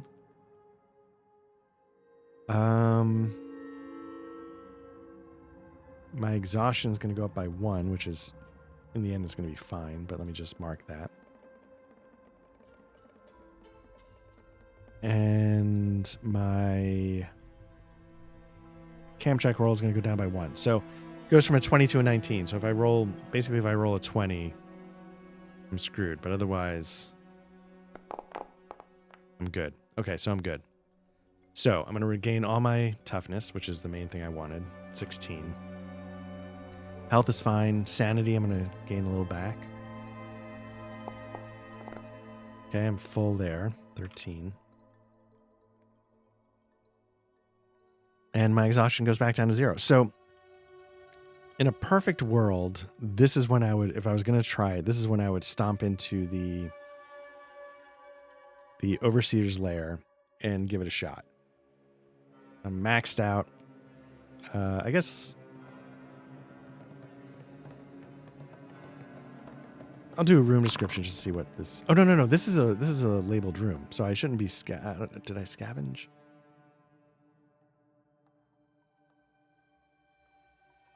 I don't know if I should have done that. Money. Let me double check because this room is specific. So this is room 5, and room 5 is Sorcerer's Stash. This room is covered in the remains of broken down shelves, rotten scrolls, and books spilled all around them. Luckily for you, something has survived the ravages of time. You find a small sack holding 3 attunement crystals, warm to the touch and whispering possibilities in your mind. So what I'm going to do is I'm going to lose the money.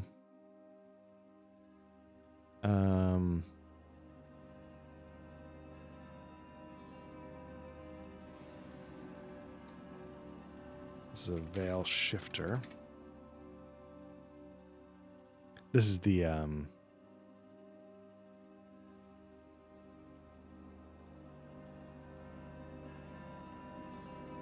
so now let me get rid of that.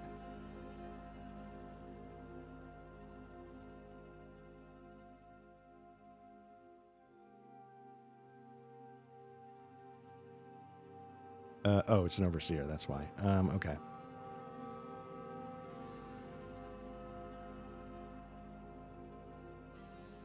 Why is this still...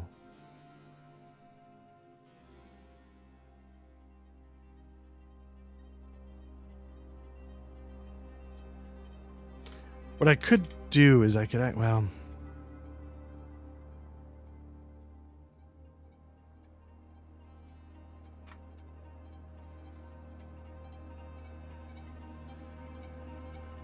Why is this not working?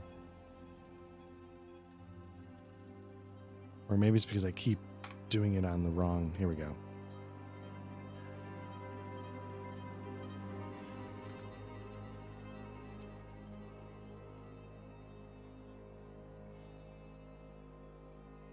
Okay.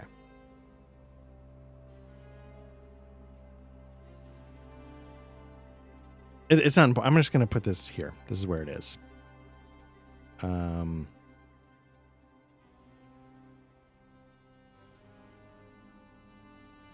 I need to change. So what I'm going to do is I'm going to lose the money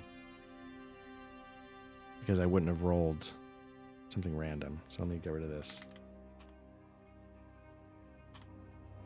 And I would get a couple more attunement crystals. So I get 4 total. I got 1 from defeating the skeletons, 3 from this being a sorcerer's lair. Okay. So let's...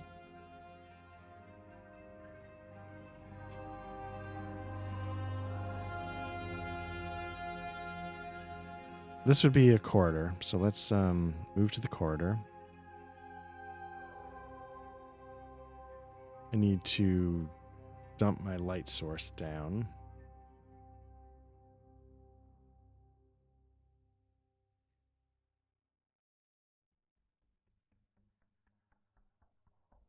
Now, this kind of light source stuff,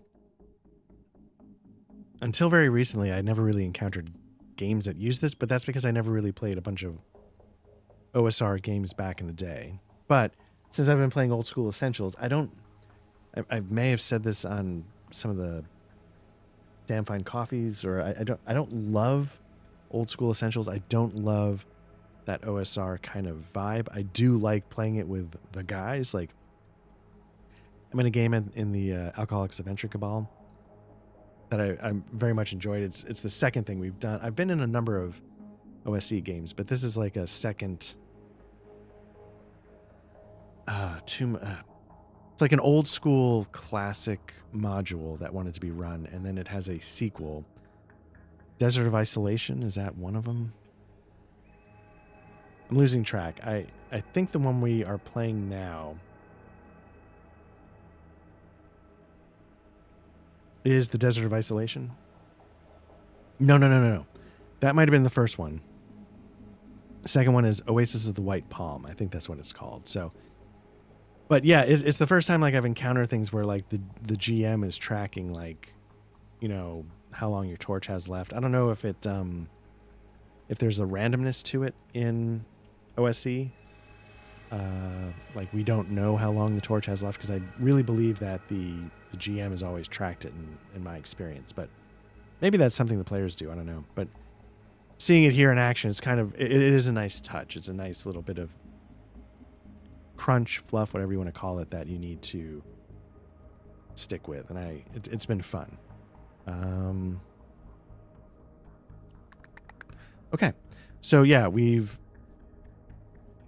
dropped the light source. Now we do the tension die check. 8, that means we're fine. Just for the hell of it, let's get a description going. Oops, where'd that go? This is a quarter. The air here is stale, and the sound of rats scurrying can be heard in the distance. We need a D20. On a 15 or higher, we get a combat encounter. Ugh. I thought it was a 2 for a second there. Okay. Skeletal heart. They weren't too bad. So hopefully they continue to not be too bad.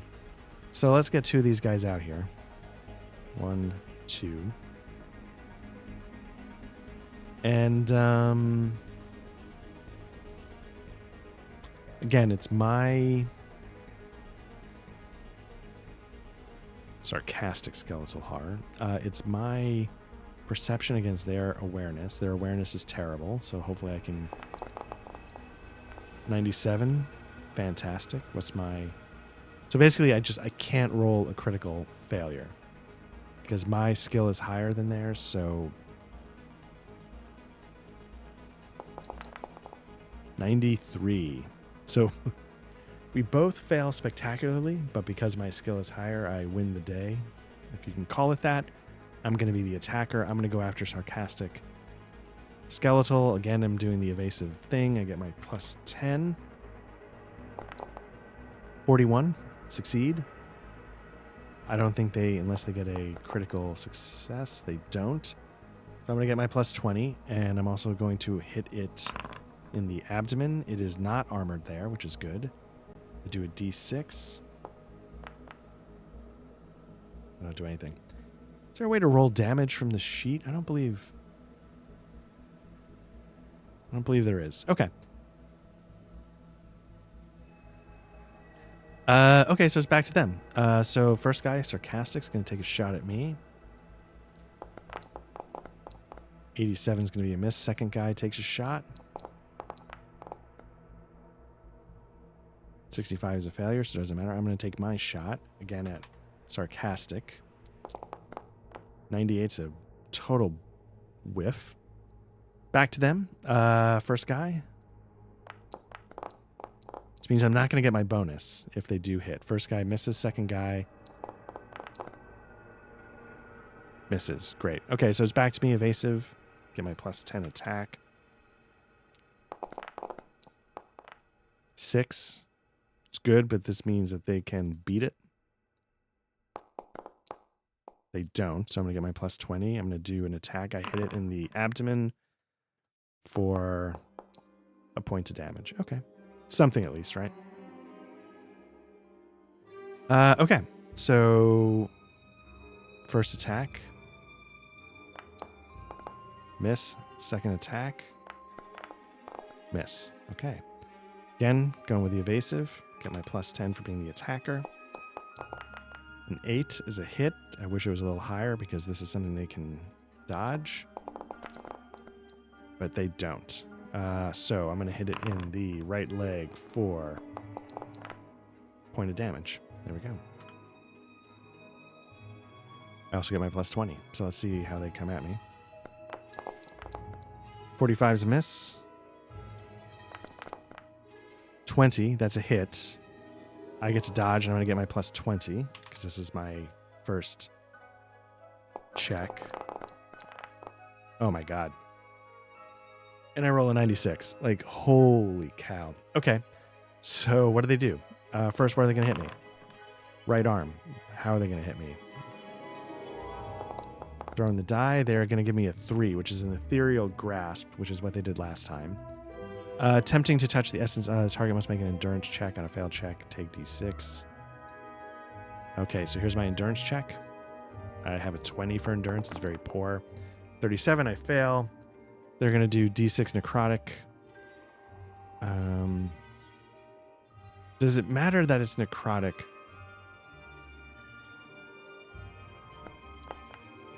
Three is going to be 1 point of damage, I believe. It's my toughness. Like if I... Let me pop in the rules. If I do a search for... No.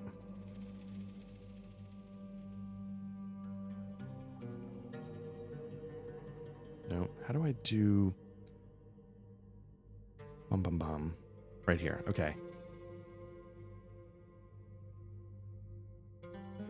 Full text search. Where do I search?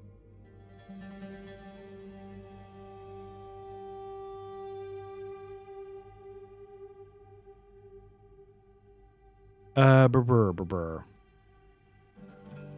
see if I do necrotic. Yeah, it's only going to search the pages. I want to search the text. I just swore I've done searches.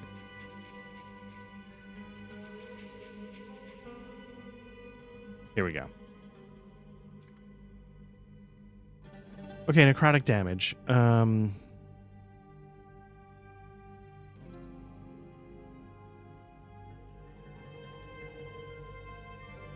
Says a creature with this trait is immune to charm, poison, and disease restored by necrotic. Okay. Okay, I guess that's the thing. It's doing necrotic, and that's why it's healing. So that's something. Okay. And that's good enough for me. I don't need to... I don't know how to get rid of this.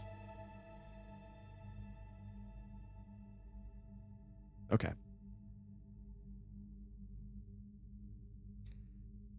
Cool. Okay, so it doesn't heal because it's not hurt yet. Or no. Sarcastic. It what did it do? It did 1 point of damage, and its attack heals half rounded up, so it's going to heal 1 point. Okay. Okay, that's not nothing. All right. That was sarcastic.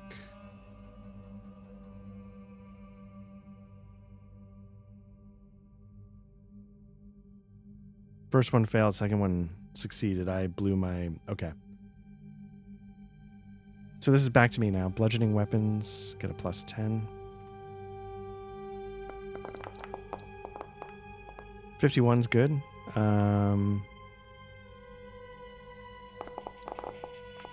76 is great, because that means it gets hit. I hit it in the left leg. Please give me a 6. Oh, 5 does it too. I think a 5 is 2 points of damage as well. So that is dead. Sarcastic is gone. Now we're down to creative. Creative's going to attack. I'm going to get my +20 if it hits. 65 is a miss, so I don't have to worry about it. Back to me. I'm the attacker again, so I get a +10. 81's not going to do it. Back to creative skeletal. It's going to attack me with a 1. The good news is if I can get basically almost any success, I'm going to beat it. But I have to get, I got a 7. There you go. That's all it takes. All right. Back to me. I'm going to get a plus 10 again for being the attacker. 43, that's great. Combat skill, it's going to need a critical success to be able to avoid that. It does not. It gets a 26. It succeeds. But again, I really like this. The higher of the successful rolls is the winner again, because that allows a higher skill to win the day. So I'm going to successfully attack him and hit in the left leg. I'm going to be doing nothing. So here's the thing. Did I score a hit? Yes. I didn't do any damage, but I did score a hit. So I'm going to take that. Even though I didn't do any damage, I'm going to take that to mean that I still get my plus 20. I don't know if that's correct again, but it doesn't matter because it rolled a 60, but that's what I was going to do. So it's back to me.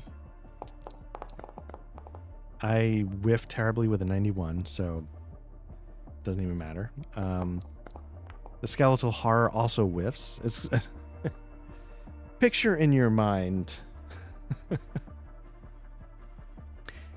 just two incompetent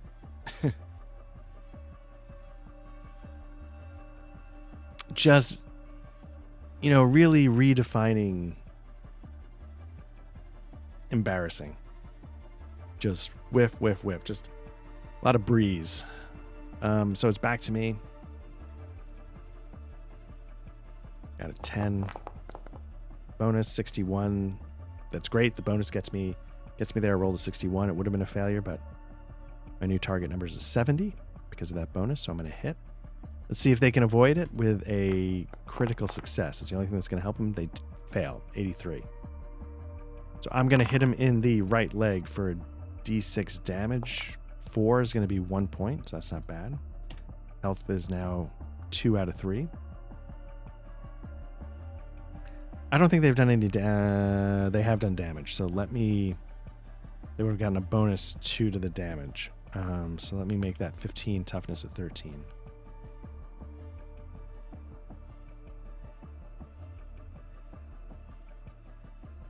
Okay. That was my attack, so I'm going to get the plus 20 if they succeed in hitting me. I get a 75, so it's a miss, doesn't matter. Back to me. I swing. My club, I get a 2. It's nice that I hit, but again, that's an easy number for them to beat should they succeed. They rolled a 3. So a 3 beats 2. In this land of impossibilities. So I miss. So it's back to them. I don't get the 20 advantage if I get hit. They rolled 38. It was hinging there. It was leaning there on a 70, and then the 3D die sort of tipped back over to... I'm kind of curious. I don't know if anybody knows how this works, but with like 3D dice, Dice-O-Nice, whatever it's called, does it generate the number and then just give you a graphic that matches? Or does it actually rely on the graphic to somehow randomly determine the number? I feel like it must give you... It must know the number ahead of time, right? Is that the thing that makes the most sense? But I don't know how... If it's using like a physics engine, how it would then manipulate the physics engine to give you the result that it already sort of determined. This is why I'm not a programmer and I'm not a smart guy. So, all right, so it's back to me. I rolled a 35, which is a success, which means the skeleton is going to need a critical success to be able to avoid this. They roll a 73, which is a failure, so it's going to be a hit. I'm going to get my plus 20. I'm going to hit it in the right leg for a D6 die. 4 is a single point of damage because it's not armored. Okay, now it's back to the skeleton. It's going to take a swing. 67 is a miss, so I don't have to worry about it. I'm now back on the attack. And I roll an 87. Not gonna cut it. So it's back to the creative skeletal horror. 47 is a failure. So, you know, a lot of things I read about this is that it sort of captures like an old school vibe. And this just endless back and forth in combat is in my head part of that old school vibe of like swing, miss, no, swing, miss, no, swing, miss, no, swing, just endlessly going on and on and on until something stops. There was some game, I think it was Vampire the Masquerade. I think Matt was saying like combat just ends after 3 turns. Mithras has fatigue that starts to build as combat goes on. So there's different mechanics to sort of prevent sort of the endless tennis volley of missed attacks. Let's see. It's back to me, I think. 84, so that's a miss. Back to the... What's frustrating about it is my skill's actually pretty good. I'm rolling at a 70, and I'm still whiffing a lot. This poor bastard's rolling at a 30. You'd expect him to not connect too often, but...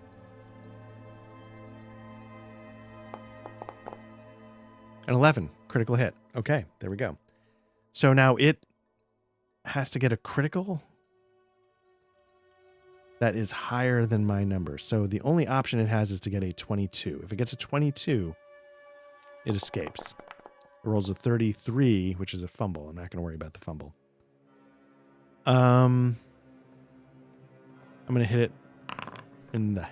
Ooh, I'm going to hit it in the head. So now, when you hit something in its weak spot. So I'm already doing double damage for the critical. So let's see what happens when you hit it in its targeting body parts, damage type, hit location and damage. Maybe it's there. Every creature you encounter will have a weak spot marked by a symbol, yada, yada, yada. Striking a creature in the weak spot is considered an automatic critical hit. As a human, your weak spot is located in your head. So, is it like a double-double? Like, I don't know what you do.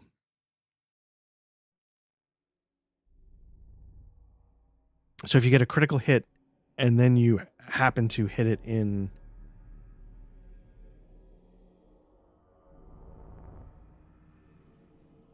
I don't know...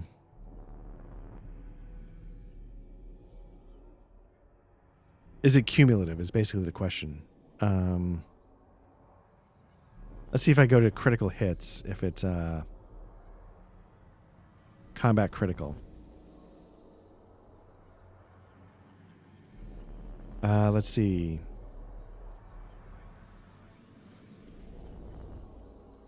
I don't think it says things. It doesn't say what to do that I can see easily. It just says combat critical hits have their damage doubled.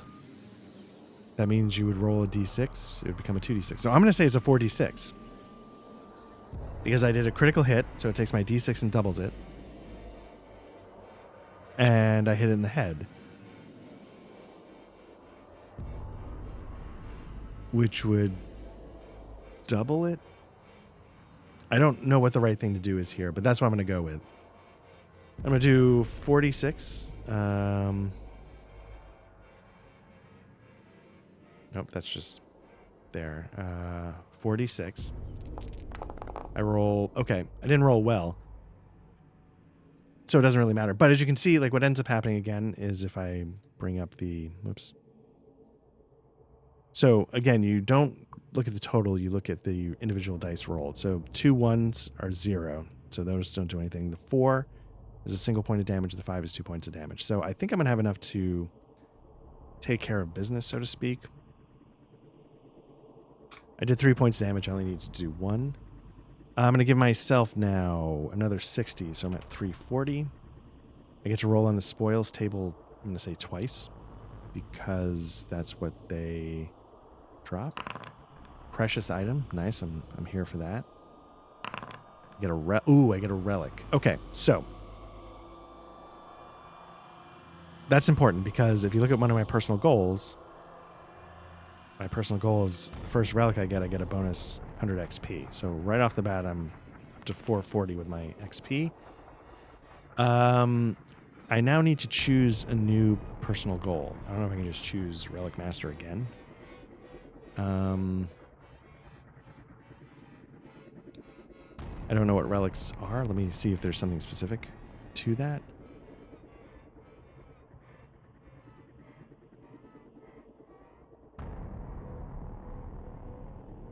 Looking at the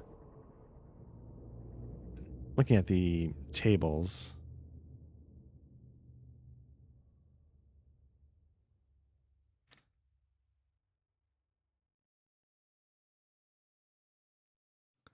Relics are powerful, unique magic items that grant you access to one-of-a-kind powers, abilities, and advantages.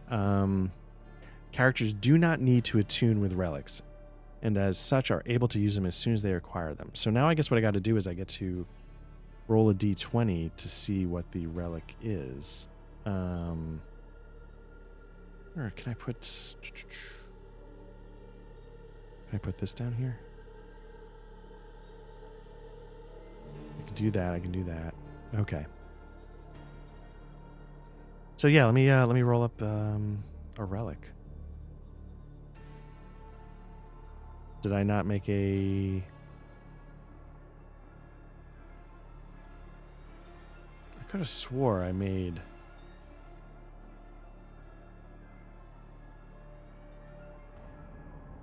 Relics. Here we go.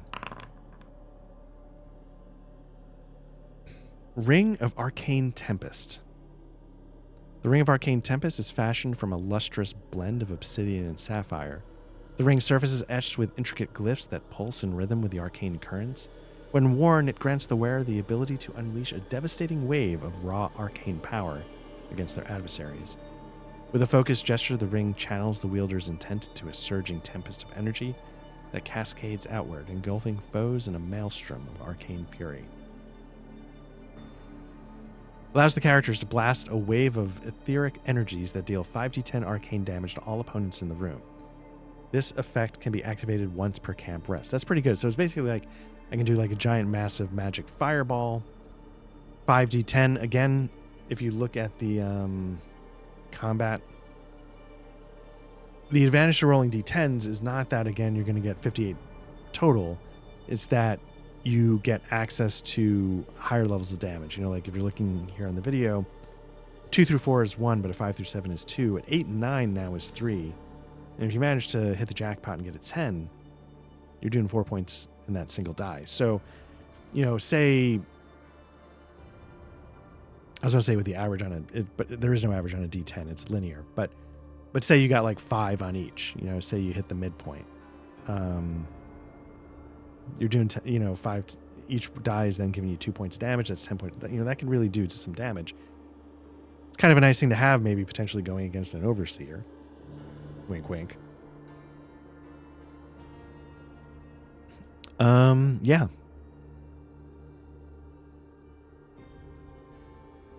So let me see how to do this. Can I drag this onto my character? I don't know if I can, but let's see. Ring. Monk, can I do that? I can. Look at that. So yeah, so if you're looking, you know, I'm able to drag from because I made it an item. I was able to drag it into the ring slot on my, if I click that, there we go. And the reason why I was kind of curious about that is I thought there was something that I tried to drag that didn't work. But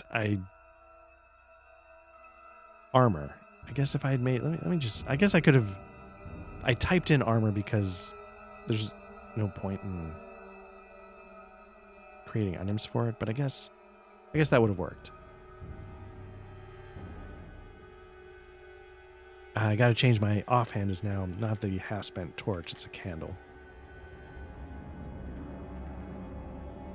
So, okay, cool. Very cool.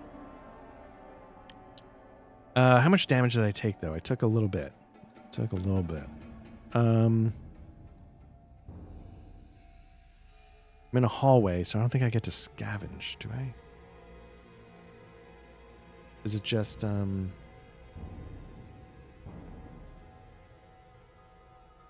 think it's only when you're in a room. Also, I shouldn't just be scavenging automatically. I need to pass a scavenging check, and I screwed up a couple times. So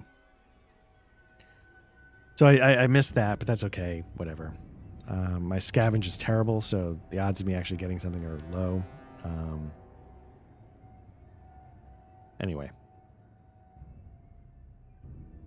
So be it. So what that basically means is I would not have been able to camp as successfully. I would not have been able to craft as much, potentially. Can't scavenge in a hallway, but you can't just automatically scavenge either. So what that actually would have meant is then I'd be doing more take a breather. So that would have been impacting the tension die. Maybe another growing darkness event or two might have happened instead. So yeah, what I'm going to do now is I'm going to make it into the room. I'm going to reduce my light source.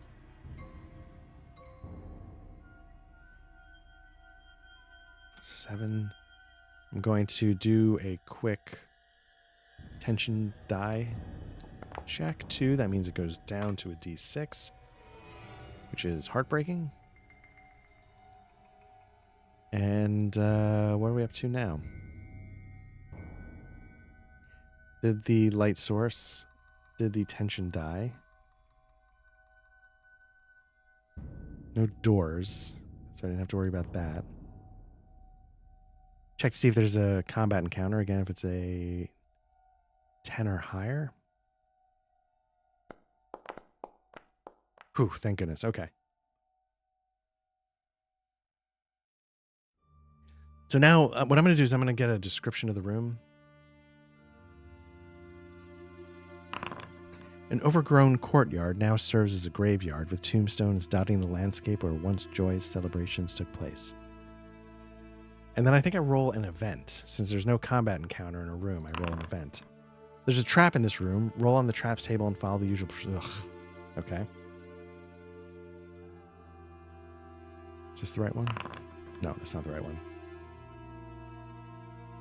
Okay, so traps. Let's just double check that real quick.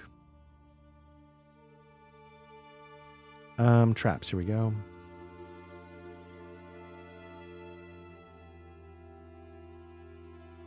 Okay, so if you simply want to avoid the trap and let it be, you can perform a skill check associated with the trap in question. If you do this, you can only exit... if the trap was placed on a door or container, you simply move or ignore it. Okay. So I think what I need to do is I need to figure out what the trap effect is, and then I need to see if I can avoid it. Because the room is trapped. It's not something like I in my head, roll on the traps table. Trap effect. So the skill check to avoid is a dodge. A net trap suddenly traps the character who becomes entangled. Each attempt at liberating themselves, a demanding task, increases their exhaustion by 1 unless helped by another character.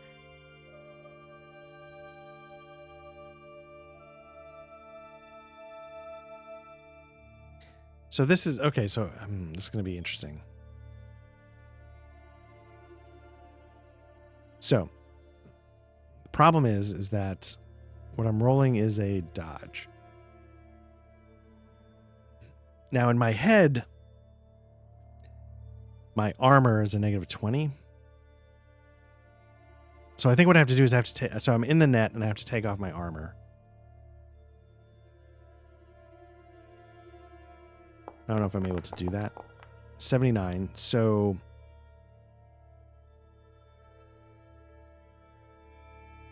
First check. 64 is a second check. Third check is a 78. Fourth check, 45. Fifth check, well, I gotta get under a 30. That's the problem. Fifth check, 69. Snicker. Sixth check, 94. Woof. Seventh check, 83. Fantastic. So if you're wondering what I'm doing, like I've done 8 checks, which means my exhaustion is now an 8. And I mean, this is my understanding. It says a net trap suddenly traps the character who becomes entangled. Each attempt at liberating himself, a demanding task. Oh, shit. A demanding task means you're already at a -10. So I need a 20 or below.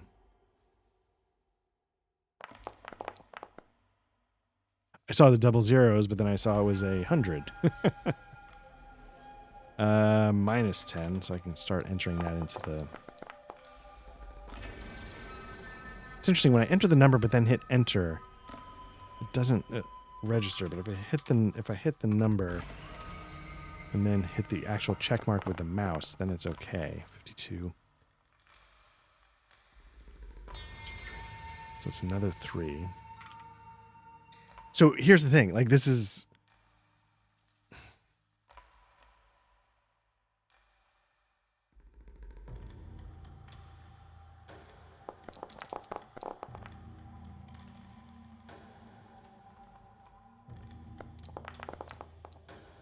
So like, what do you do, right? It's feasible. Let me see what happens with exhaustion.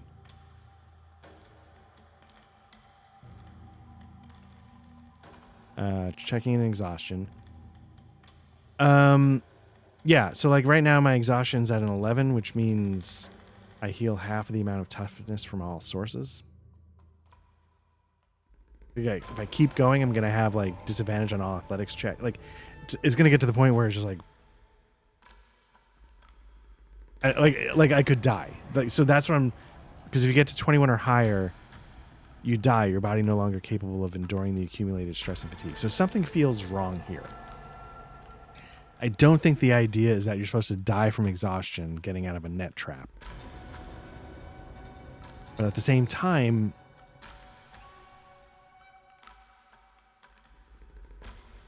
a net trap suddenly traps the character. Each attempt at liberating himself, a demanding task, increases their exhaustion by 1. Well, okay, so let's look at this, though. The skill check to avoid is a dodge.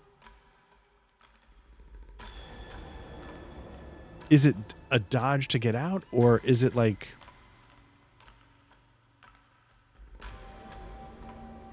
Is it literally anything else? Athletics?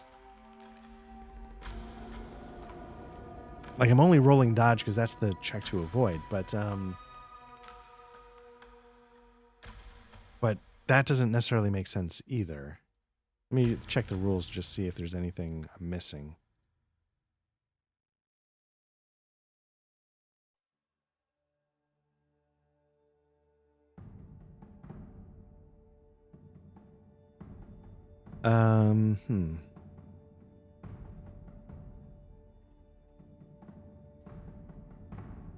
Okay, so you want to avoid the trap, perform the skill check associated with the trap in question. If you do this, okay.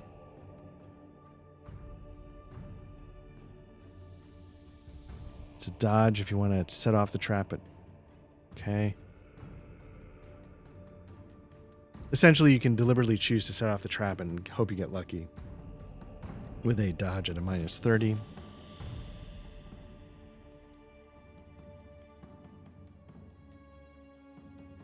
But yeah, like this doesn't make any sense.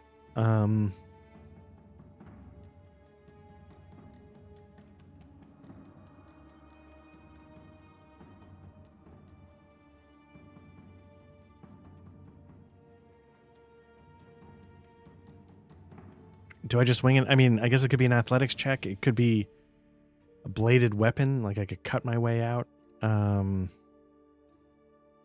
Can't be shafted weapons because I don't think I'd be able to. But again, like, do you need to roll to cut a net? Like, see, that's the thing in my head. No, but then that would just negate the trap entirely. You just get hit by it and then cut yourself out. So that doesn't seem right.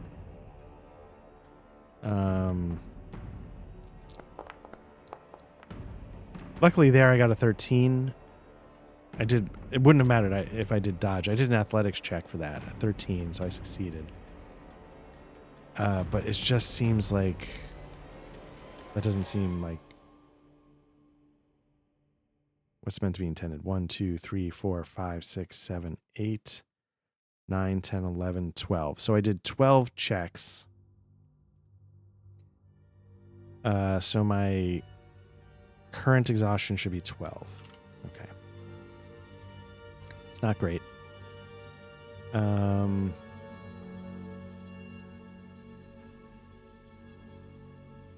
Because again, I'll just bring this up. Exploring the rules. Exhaustion, yes. 12 means I heal half the amount of toughness from all sources.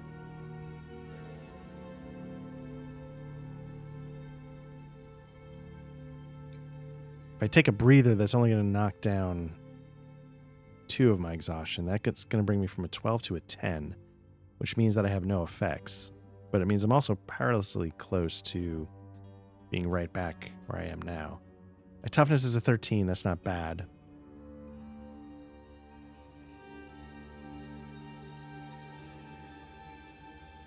The main thing I need to do is I need to deal with my exhaustion, which means resting.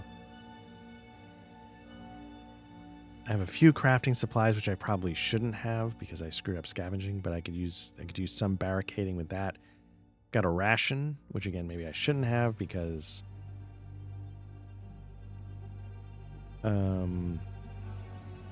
same reason. I wasn't rolling scavenging the skill. I was just sort of skipping that step because I'm a little tired, a little punchy. It's a little late. It's always tough. Like I was trying to. It's one of those things where, like, our usual recording night where I try and ask for like the exception, like, hey, I need to be a little quieter. I know there's a fire alarm that goes beep every 30 seconds, but otherwise I'm like, could you just accommodate me on this one night a week? I was asking for an extra night this week just to have one in the tank, just have an extra session recorded. And problem is, like, nobody in my family cares about any of this shit, right? So I'll say, like, hey, is it okay? And they'll be like, yeah. But then, like, just tons of stuff happens. You got everybody's busy, a lot of family stuff going on. And so next thing you know, it's 10:45 at night. And everybody's like, oh, right. We were doing all this stuff. But yeah, you wanted to do that. And I'm like, yeah. And so then I have to sort of make the call, like, do I go till 1 a.m.? Or do I scrap it? Again, apologize for the mouth sounds. Another cough drop went in. Knowing that means we might not have something up this week, which is not the most important thing in the world, but,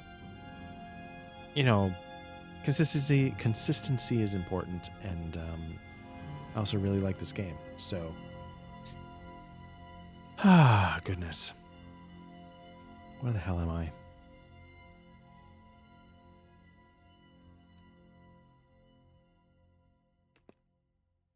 Okay, let's do some drawing. I forgot to draw my path. I think I went down this corridor. I think that's basically it. Okay, so we're here. We rolled an event because there was no combat encounter. I can scavenge the room, and I'm going to actually do it properly, which means I'm going to bring up my scavenging skill. What I do like about this is I genuinely feel like I'm really crappy at everything, and 74 is a failure, so I don't find anything. It suddenly makes me realize, like damn it, I really want to level because there's about 45 different things I want to dump points into.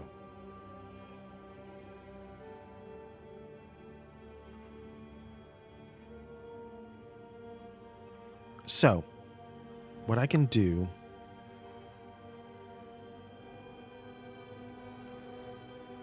okay, so I think the way this map works, if you're looking at it, is that there's sort of like these thick lines going here. I think that's sort of like a bridge over this other corridor. So if I want to get into this room to the northwest, I can either head toward the exit and hope this door is unlocked. So maybe let's do that because that's a little bit shorter. So I wouldn't count that as like it's going up the staircase. I don't know if I'd like roll an encounter for that. So let me just sort of check that door as part of this room. But if I go the other way, which involves going up the stairs and then cutting over through a hallway, I'll do whatever. But, okay. Okay, so we're checking doors. It is locked. Okay.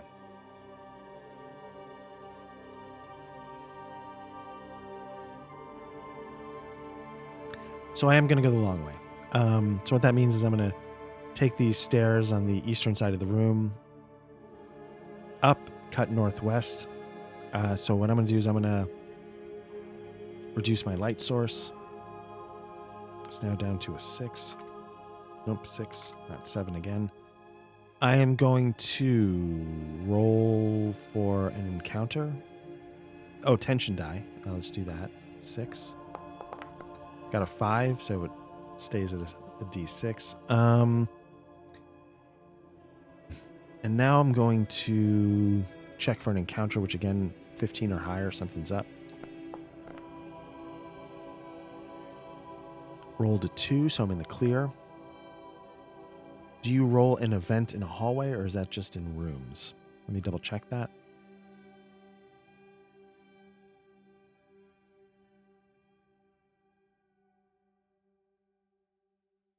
I think it's just in rooms.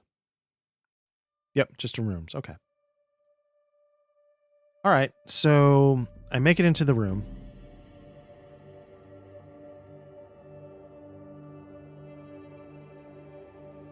Burn a light source. Light source goes from a 6 to a 5.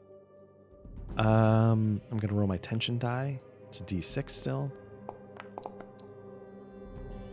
It's a 2, which means it drops down to a D4. Okay. Combat encounter. 10 or higher. I gotta tell you, since it's 1 in the morning, I'm kind of hoping there's no combat encounter. Rolled a 12. There is. Let's see what I roll.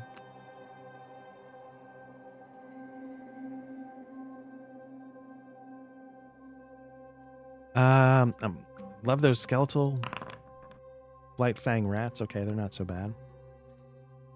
So let's just make sure I've set these up correctly. Light fang rats. We're going to make sure their appearance is doubled up 2 for their scale. Update token. Now I need 3 of them. 1, 2, 3. I'm just going to quickly, before I forget, draw the next stage. It sort of hooped around there. Modern Blight Fang Rat. It's got a combat skill of 30. But it's got an awareness of 60. So the chances of me being the attacker...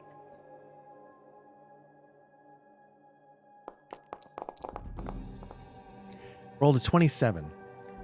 So here's the thing. Let me just double check. Am I supposed to roll for each one? Or do I just roll? They're all the same skill. Like, would I roll the best skill? See who the attacker... It seems... I don't know.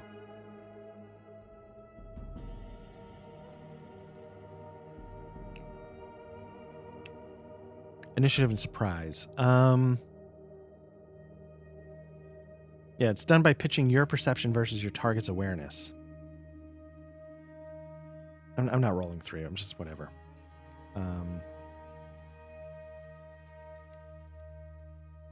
In most games, you just you just take the highest one or whatever. But so they rolled a 27. So I need to do my perception. It's a 50, which means if I can succeed, there's a decent chance, almost 50-50, not quite 50-50, that I can roll higher. So let's see how this goes. Or I could just fail. Rolled a 57, a failure. The rats are going to be the attackers. Okay, so let's see how they do. Combat skill of a 30. First one attacks me. Oh. Rolls a 56. That's a fail. It's got a skill of 30, but of course that would be 40 because it gets its plus 10 for being the attacker. Second one, 72. Third one, 84. Okay, 3 misses. My turn. I'm going to do again that evasive yada, yada, yada. Rolled a 26. That's good. The modern Blight Fang rat is going to try and dodge with its skill of 30. It rolls an 89, so it fails. Okay, great. This is a quadruped, so I'm going to hit it in the right front leg. Its weak spot is a head, just like the humanoid. I'm going to do a d6 attack. 2, which is going to be a single point of damage because there's no armor. Okay. All right, so the first one attacks me. And because I scored a hit, I get a plus 20 on my first one that I actually have to roll. So if they miss, it doesn't matter. But if they hit, 86, the first one's a miss. Second one rolls a 12. Okay. So now I get to do my... This is my check with a plus 20. 14. Okay, so my 14 beats its 12. So whew, that's a miss. The third one attacks. Ooh, thought it was going to be a 21. Ends up being a 61. If it had hit and I wanted to try and react, it would have been with a minus 20 because I've already spent my free reaction. So lucked out there. So now it's back to me. I'm going to attack, stick attacking modern. No advantage. I'm doing the evasive attack, hoping for the defensive bonus later. 47's a hit. So they need a critical success to be able to dodge this because their skill is lower. And they just... Ooh, they got a fumble. They failed, and then they fumbled. So let's see if there's anything that can apply. Your attack randomly hits an ally instead of your intended target. I like that. If there's no allies, it would have attacked itself, but there are. There's 2 others. So we'll have it attack the second guy, which is imaginative Blight Fang Rat.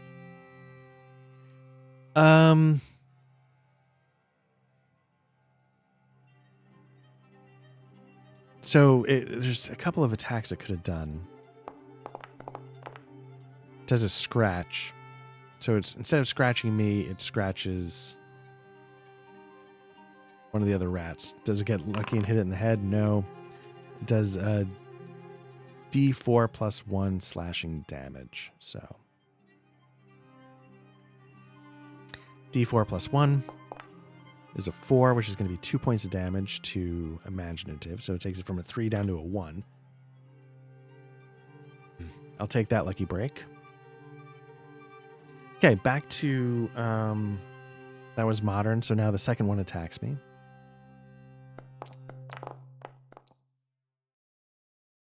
.41 misses.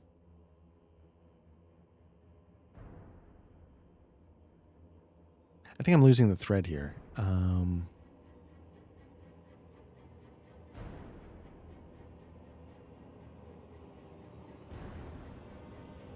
Did it fumble its dodge? Is that what happened? I'm looking back over the log. It says my attack was a 47. And then I remember saying it needs a critical success. I got a critical failure. So I don't think it needs to actually figure out. I think this second rat would not have taken that damage. So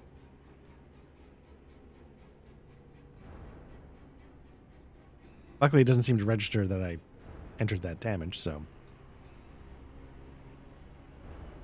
let's skip that. So basically it just failed its chance to dodge.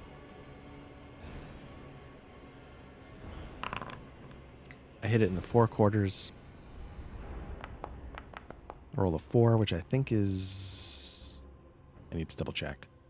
4 is 1 point of damage, so it goes from a 2 to a 1. I succeeded, which means I'm going to get a plus 20 in my first attempt to dodge. Okay, so the first one tries an attack. 35. That should hit. Again, when I enter the bonus and just hit enter, it doesn't actually count it. So it rolled a 35. It needed a 40, so that's a hit. So now I'm going to get my bludgeoning with a plus 20. Oh my god, 96. Okay, so it's going to hit. It's going to do... What kind of attack is it doing?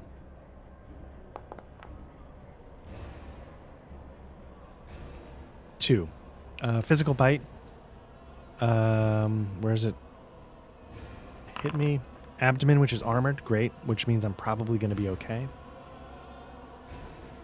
Because the most I can do is 2 points of damage. But again, my armor is... I need to check my armor's integrity. Let me do that real quick from the last fight. A 1. So my armor's integrity goes from a D8 to a D6. And now I'm going to mark my armor is hit again. I'm just going to leave the checkbox there because I forgot to take it off last time. So no damage. Armor takes the hit, but loses some integrity. Oops, nope, I don't do that now. Oh, no, that was the last fight. Right. Okay. Back to me. I'm going to attack. Hopefully finish this guy off. 14, which means technically this thing could beat that if it succeeds. It does not. It rolls a 4, thank goodness. I'm going to get my plus 20. I hit it in the 4 quarters. Please just don't roll a 1 or... I rolled a 1. Okay. No damage. Great. They come at me. First one...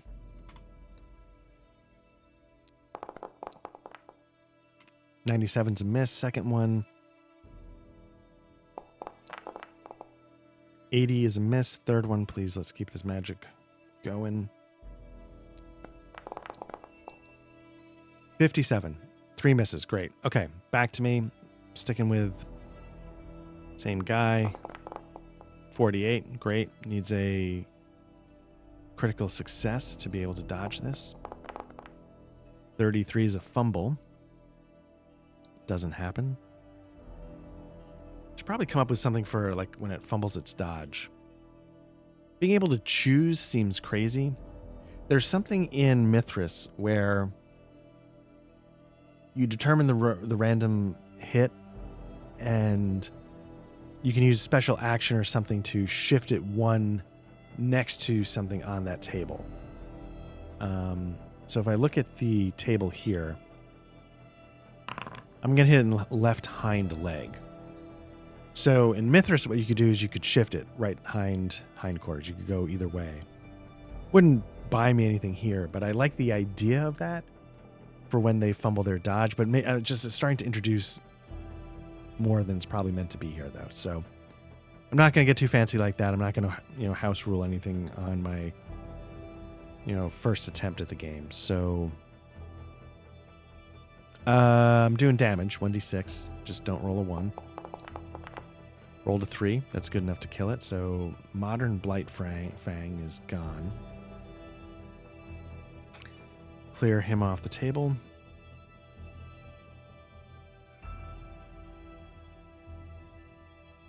Let's see. Imaginative takes the swing. Gets a plus 10 for being the attacker.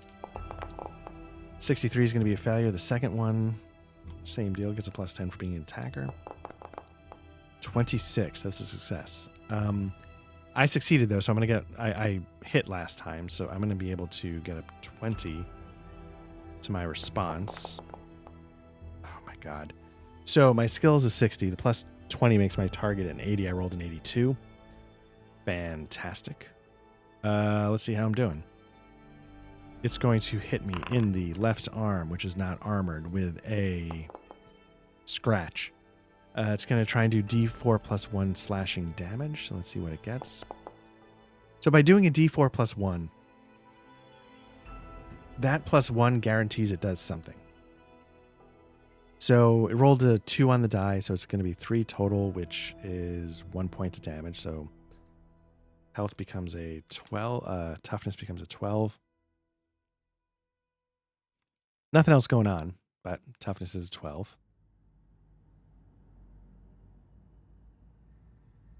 Am I going to rest? Because if I'm going to camp in this room,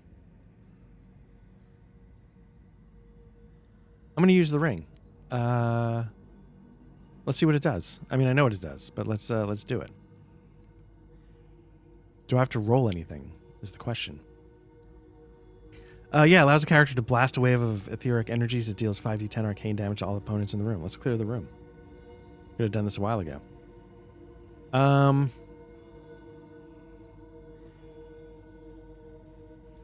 So when it's 5d10 damage to all opponents in the room, is it like 5 against this one and 5 against that one? Or do you think it's like you put these 3 against those and those 2 against the other? If it were a fireball in D&D, it'd be 5 against all of them. You know, each one would get the 5 points of damage. So let me roll. Got a lot of 10s. So the 2 10s are going to do just stupid amounts of damage. Those are 4 points each. And then I got a 6, a 5, and a 5. Those would do 2 points each. So a total of 8. And then 6 is 14. So they're both dead. Just absolutely obliterated.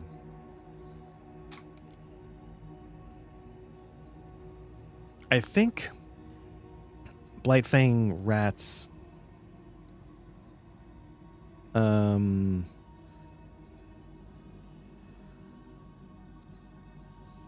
resources table. Okay, so let's roll that. I'm gonna roll 3 times because there's 3 of them. Maybe this is how I got all this stuff the first time, so it wasn't too crazy. 1 crafting. Bumps that to a 3. Second resource. Another crafting. Bumps that to a 4. Third resource. Nothing of value. Okay, that's fine. So now I get to scavenge again, now that I know that it's actually my skill, not...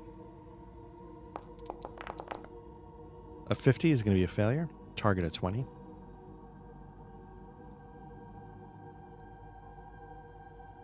And burb. Burb. Yeah.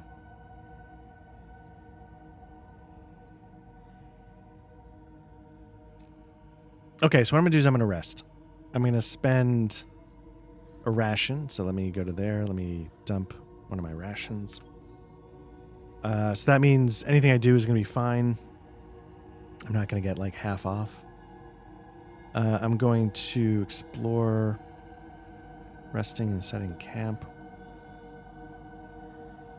Gain all toughness loss. Reduce exhaustion by 10.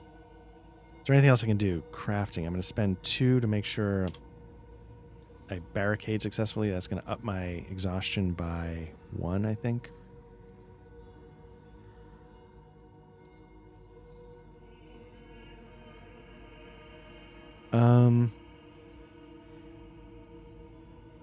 I spent 2, so it's going to cost 2 exhaustion because I did 2 barricades. So now my current is 14. I'm going to... Oh, wait. They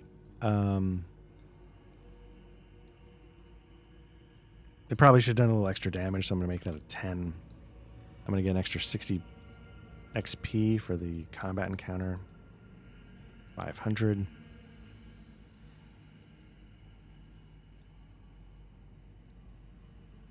And then I'm going to...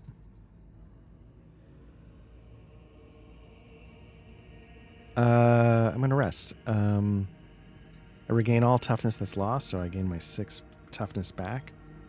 I gain 1 health, I'm fine. I regain 4 sanity, I'm fine. Reduce exhaustion by 10, so that goes down to a 4. And that's what I'm looking to do, because this is the moment we've all been waiting for. Gonna head into the next room. Next room is where the overseer is. So, when you walk into the room of the overseer, we don't have to do layer checks or anything. We don't have to roll an encounter. We don't have to do any of that. Do we even do tension? Let's do tension die. Let's drop my light source by 1. Because why not? Let's do a tension die roll. I don't know if it matters, but we'll try. 2. Which means that we're going to reset that to a D8. But we're also going to do a growing darkness. I don't know what this. Hear the faint sounds of orders being shouted in the distance. All humanoid opponents receive plus 10 combat skill. I don't think we're dealing with a humanoid here. I don't believe. I could be wrong. A veil shifter is... Oh, it is humanoid.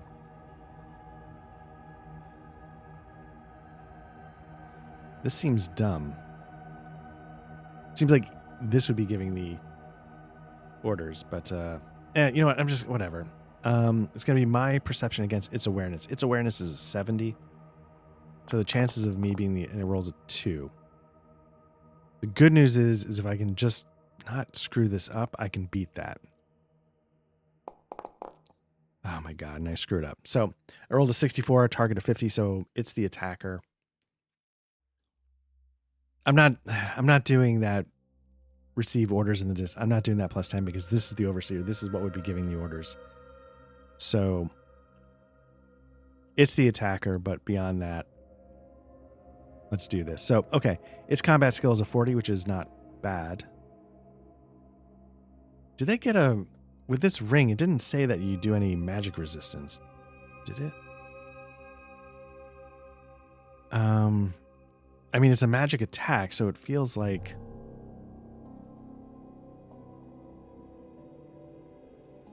But it doesn't say anything about a magic resistance. I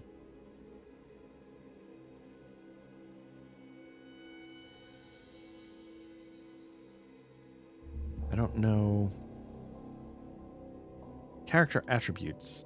Magic resistance. This represents your character's ability to resist the effects of magic directed toward them. It is a crucial element of any character's survival, so stacking up with items that grant magic resistance is a recommended survival strategy.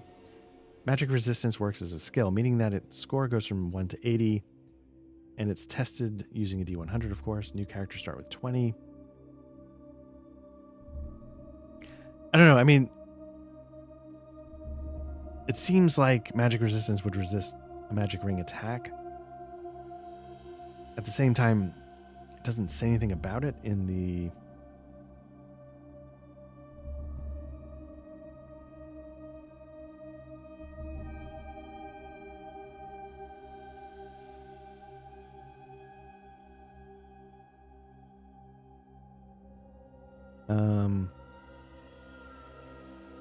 When you attack a creature with a magic ability, which I'm not. Okay, so if I were throwing spells at it. Okay. Okay, so it's going to start with an attack. It's got a combat skill of 40, but it's going to get that 10 for being the attacker. Oh, you know what? Let me... I'm sorry, I'm just jumping the gun here. Veil Shifter, the illusory archon, is an enigma of shifting realities that commands illusions and weaves intricate webs of deceit. Its form is ever-changing, a kaleidoscope of images that confound the senses, and its mastery over illusory arts casts doubt upon the very fabric of truth. With ethereal gestures, it unleashes bursts of dazzling light that blind and disorient, while its manipulation of reality can transform the battlefield into a surreal dreamscape. Veil Shifter's arcane power extends to summoning ephemeral doppelgangers that mimic its ability, creating a labyrinthian challenge for adventurers as they attempt to decipher the real from the unreal. We've been having these like attack tables for general enemies. Overseers tend to have more options. You can see other ones had like 3, 1, 2, 3, 4, 5, 6. This is 6 options, so every face on a D6 is a different kind of attack. So let's get into it. Oh, okay. It's got a couple of traits. Ruthlessness of 2 and Swift. Ruthlessness is an Overseer-only trait that grants them a number of additional standard actions per round equal to the X value. Those could be attacks. I'm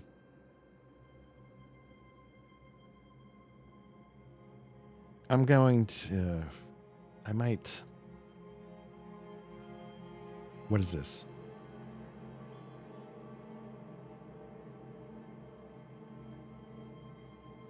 I might add that to the sheet because I don't know if I'll literally forget it, but no reason not to have it there. At the time when I made the sheets, it didn't occur to me to put that in, but I'm going to now. So apologies. I'm just going to, just because that way I won't forget. So I could see them getting 2 attacks per turn. And Swift ignores all reaction negative modifiers. So what that means is if it needs to dodge multiple attacks, it's okay. It doesn't get the minus 20 at any point. So that's pretty big. Okay. Let's get this started. His first shot is, oh my God. It's a critical hit. Let's see what kind of attack it does. Does this one work? No. This is a 5. Dreamscape Shift, magical. Veil Shifter wraps the battlefield in an illusory dreamscape, altering the terrain. All creatures in the area must succeed on an athletics check or fall prone. I'm bad at everything, so let's give that a shot. But I succeed, baby. All right, I roll a 5 on a target of 40, so I don't go prone. Nice. I think it gets to do another attack, though, because it gets 2...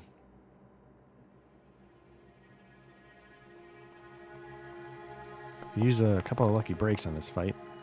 Oh my God, it rolls a 50. It needed a 50. Okay, great. Can I succeed? Can I try blocking this?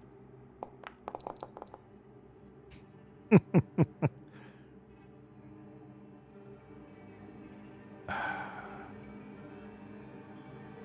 is unreal. Target's a 60. I rolled a 61. Okay, so what kind of attack does it do? A 1. Illusory Mirage. Veil Shifter creates an illusory duplicate of itself and its surrounding. It becomes heavily obscured. And all attacks targeting it have disadvantage until the end of its next turn. Okay. So it sort of creates like, you know, in D&D it might be that mirror image spell or whatever. So, cool. All right, so that's its 2 attacks. It's my turn to bring it. Again, I'm going to go for the evasive yada yada. If I could just stop sucking ass for 5 minutes, that'd be great. I rolled a 61 and a target is 60. Sorry, I'm going to do the ring. I'm going to blast the shit out of this guy with a ring. So let me open up with that. So it's 5d10. Sorry, skip that. Could have really used the roll I got the first time with all those 10s. Okay, so I got a 3, 9, 5, a 1, and a 2. The 1's going to be nothing. This creature has got a 1 for armor on all body parts, so so there's that. So let me just where's the... Okay, so the 3 is going to be 1.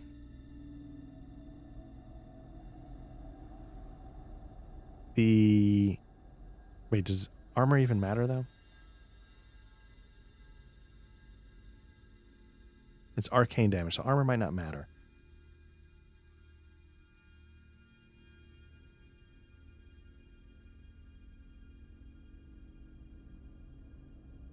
Yeah, I have no idea. 3 would be 1.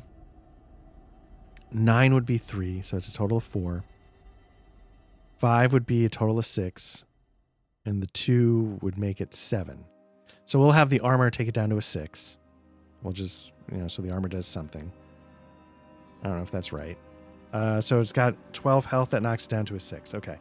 It's a good start. It's a good open. Right off the bat, I blast it and knock half its health out.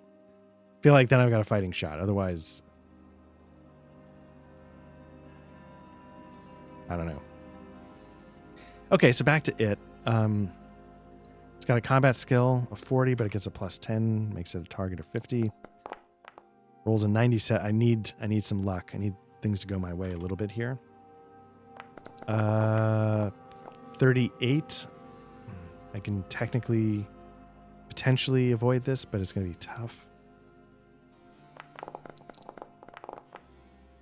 I rolled a 28. So it's succeed, but it got higher, so that's going to be a successful attack. Let's see. A 5. Dreamskate shift warps the battlefield. I need to do an athletics check or fall prone. 24, I succeed. Look at that.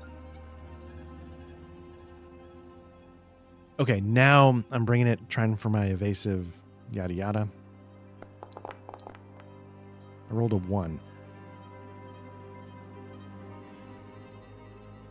And I know I sound like wah wah because I was going to say that's the easiest one to beat if it succeeded, but it failed. It rolled a 78. So now this means 2 things. 1, I'm going to get a bonus 20 to my dodge. 2, the trick is I need to roll a 5 or a 6 to damage it.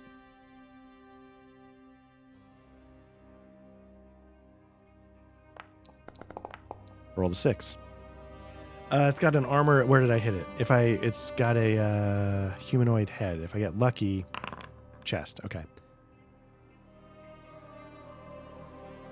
I was gonna say I could get lucky, hit the head, give it a bonus. I don't. Armor takes the 2, reduces it to 1, so it's down to 5. So again, I've got a plus 20 on the first attack.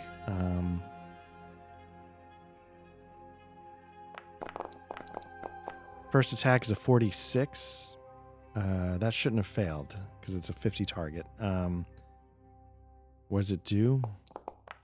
A 5 again if I roll athletics to avoid going prone. Oh, almost did. Okay. And when I say almost, I rolled an 82, which is not even close, but it looked like it was going to be a 22. So I'm prone. So I think prone might require me to spend my normal action to get back up. I don't think it's a reaction. I don't believe. Let me... Defensive moves.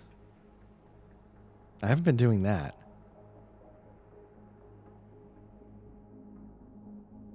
I have not been doing that. I forgot all about that, to be honest with you.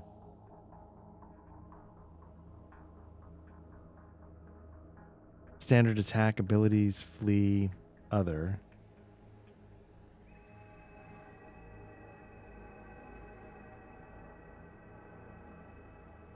So it doesn't say weapon speed, targeting body parts, damage type.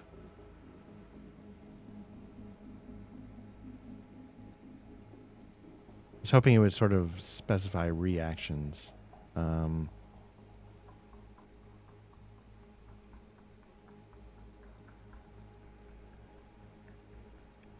Usually I imagine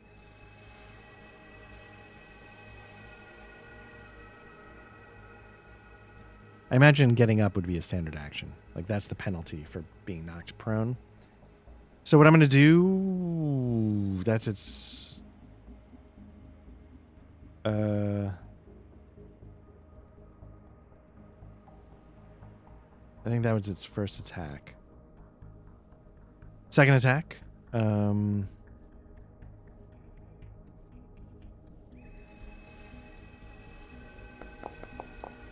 64, miss, thank goodness. Okay. So for my action, I'm going to stand up. That's it. And there we go. So now it's going to attack. First attack. 75, miss, thank goodness. I could really use some luck here to get, since I 71, miss, great. Okay, so now I'm on the attack, sort of. I'm going to go for the evasive attack. Jesus. 62. Needed a 60. Okay.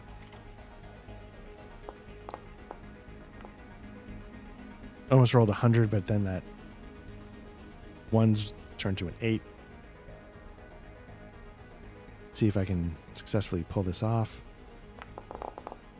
44. Critical. Great. Okay. So I should roll on the defensive table. Combat.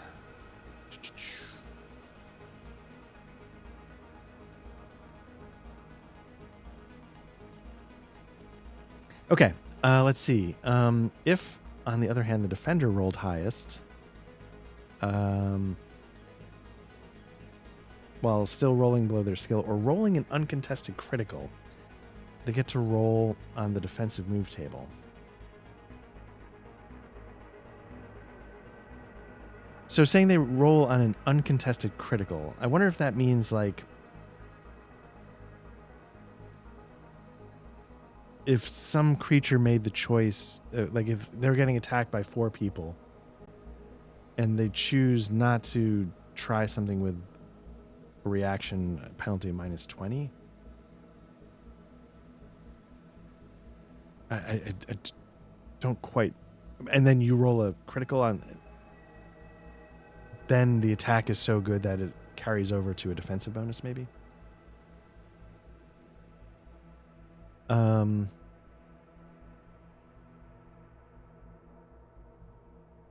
If it's a player, will use the skill relevant to their currently equipped weapon or their dodge skill. So I am doing that correct. I can be using bludgeoning weapons for my defense.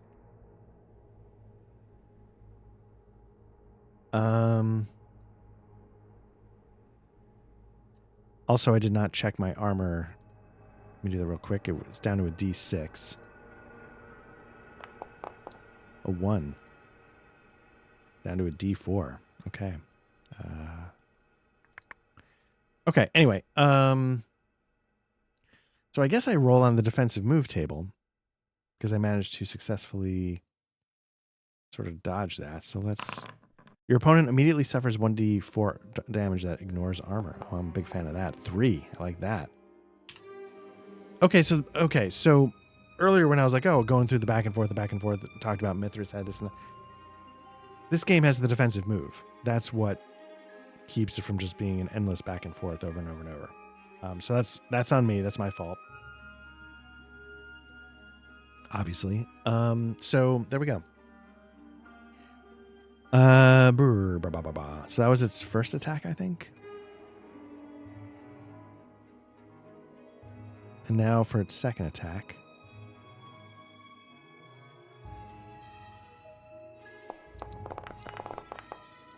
.64 is a miss. Great. Okay, now I'm going in with my blunt, my club. 38 is success. It's going to be tough for them to... 83. Okay, so they don't even... Okay. Where do I hit it? Chest. Okay, I need to roll a 5 or a 6 to do any damage. 6. There we go. There we go. It's down to 1 health. So this fight is going very well so far. And I think the reason is twofold. One, a lot of its special attacks are illusory and they haven't been actually damaging me yet. Like if I were to roll a 3 on its list of abilities, it's a reality flux that can do 2d6 arcane. That's a lot of damage, right? Now I believe in this case I would use my magical resistance because this is an ability. It's not like an object. The second thing is, of course, having this magic ring. It was pure luck that I found it. And it was able to blast half its health away right off the bat. And that's been a huge difference so far. So, okay, so I succeeded, so I'm going to get my plus 20 on its... So let's roll its first of 2 attacks.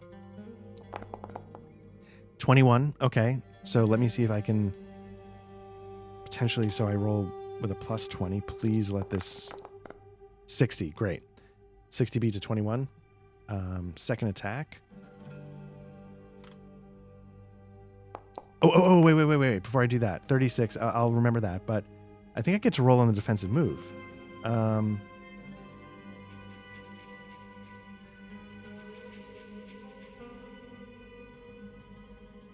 Yeah, I get to roll on the defensive move because I successfully... Okay, my next attack does plus D10 damage. That's good. Okay. Okay, so their second one, they rolled a 36. So I can try and avoid this, but it's my second reaction, so it's going to be with a negative 20. Doesn't happen. So let's see what the attack is. Again, it's a 5. Dreamscape Shift. It's the one where you fall prone. 30 success. Nice. Okay, so I don't go prone. Nice. Okay, here we go. So I managed to avoid all that. And it's my turn to attack. Please.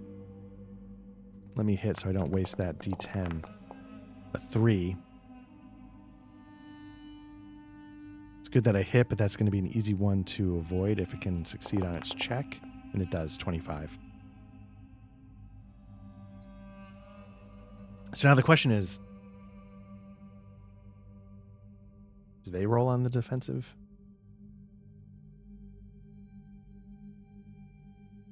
I think they do.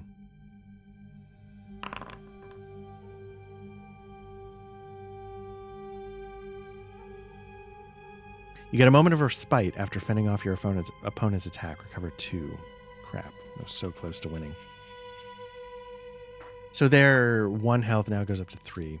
Still close, but not loving it. Okay, so now it's their turn to attack.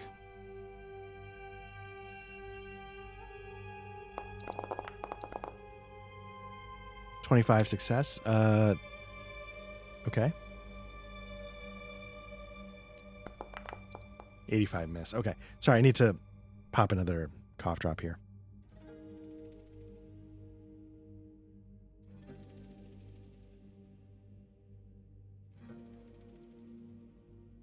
Again, apologize for any mouth noise. It's the thing, I've said before, my voice goes really quickly. This has been a long recording, and it's really late in the day, so I've been talking all day already. Just being late by itself makes my voice raspy, so I fail that, so let's see what attack it does. A 3. This is the one I was talking about. Veil Shifter manipulates reality, causing a torrent of illusions, dealing 2d6 arcane damage. Where does it hit me? Right leg.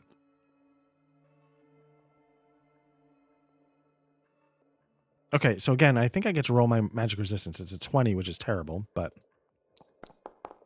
83. Okay. It's going to be, what is it, 2d6? A 1 and a 4. The 1 doesn't do anything. The 4 is going to do 2 points of damage.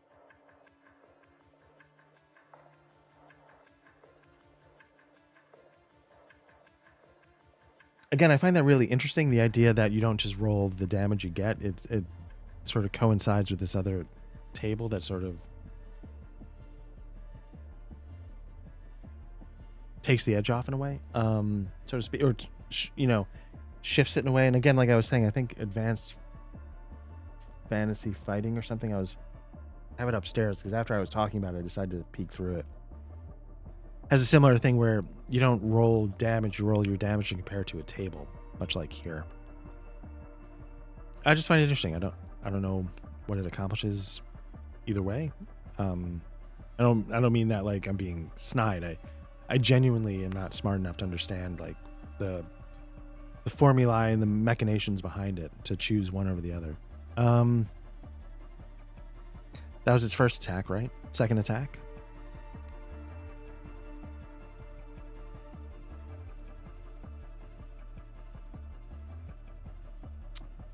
Gets 10.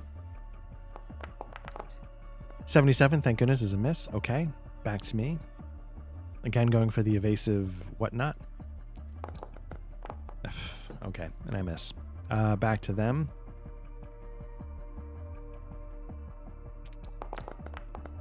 They roll. I thought it was going to be an 89, but it's a 29. I've got a shot at dodging this, but it's going to be tough. Oh, I thought it was going to be 42, but it's a 2. Okay. So this is going to land. What do they do? A 1.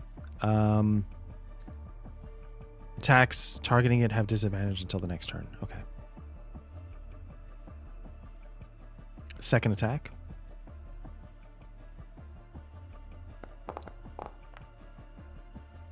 .48. Oof. Okay, so now I don't think I can successfully, unless I get a critical, because I start with a 60, but this is my second reaction, so it's -20. So my target is a 40. So unless I get a 11, 22, or 33, this is going to land. I get a 15.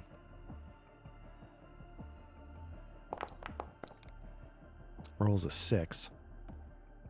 Veil Shifter gazes at a target, causing it to perceive illusory but very harmful threats. The target must succeed on a magic resistance or suffer 44 arcane. I am not going to successfully resist. Unless I get super lucky. Nope. Okay, so 44. 44, not 46. Okay, let me change that.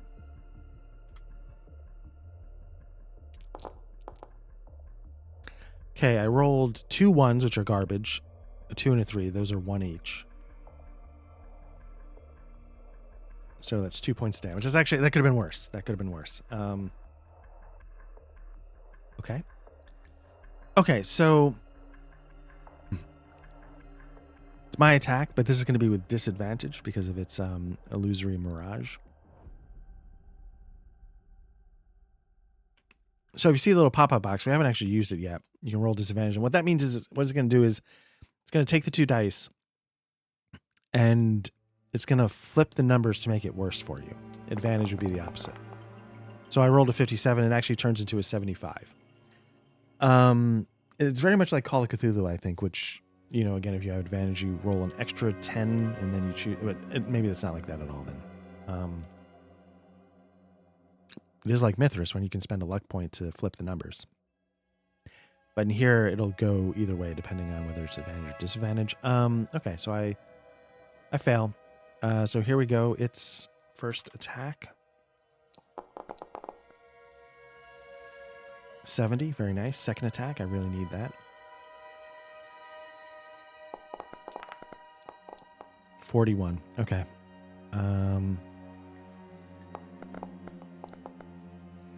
I succeeded with a 4, but that's not what I'm looking for. Roll D6, it's a 1. This is going to be the thing where it creates disadvantage on its next attack. Okay, back to me. Again, disadvantage.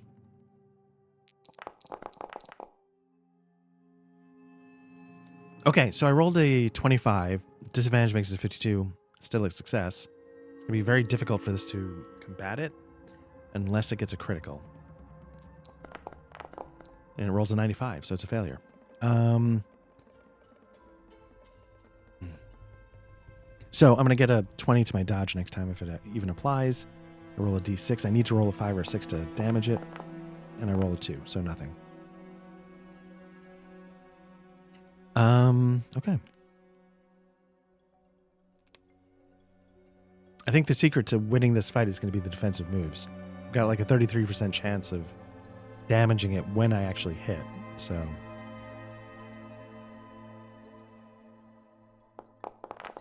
Okay, so 43 is a success. Okay. But I get a 20 on this, and I get a 70. Oh, 70, that's a success. Okay, so, okay. As I said, defensive moves might be the trick to this. Let me see what my defensive move is. If you were prone, paralyzed, stunned, or some other similar condition, automatically recover. Otherwise, your next attack receives an additional plus 10. Okay. Good to know. Okay, second attack, right?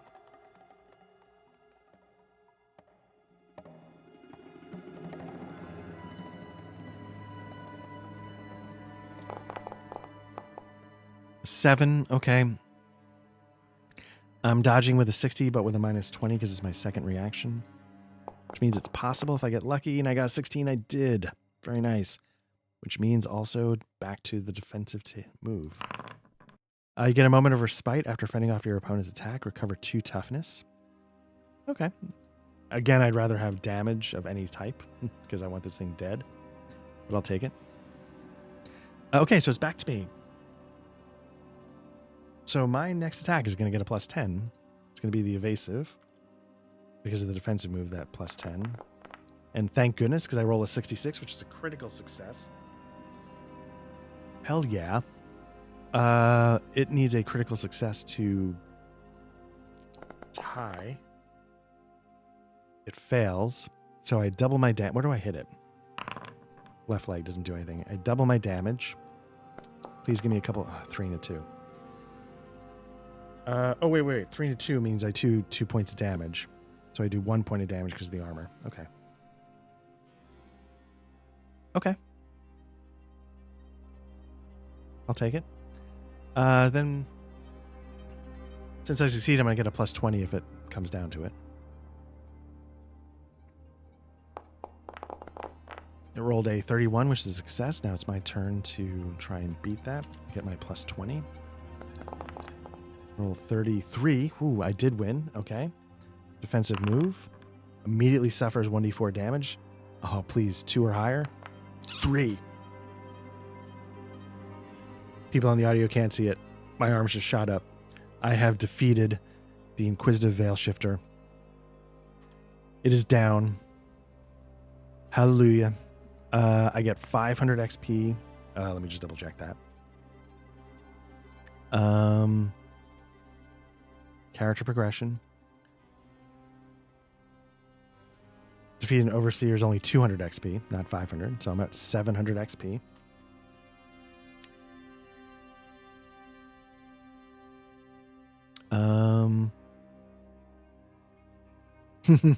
Very nice. That very satisfying. I'm glad I remembered that. I'm glad I stumbled upon the defensive move when it counted.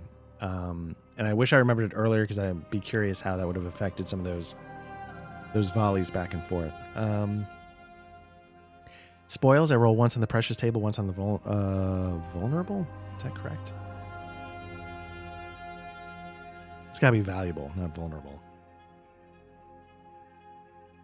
I wonder if I did that with all of them.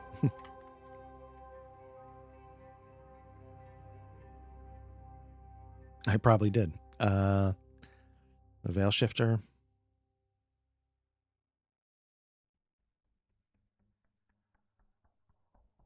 Okay, let's see what's on the precious item table.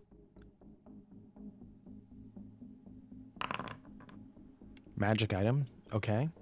So then what we do is we can create a magic item.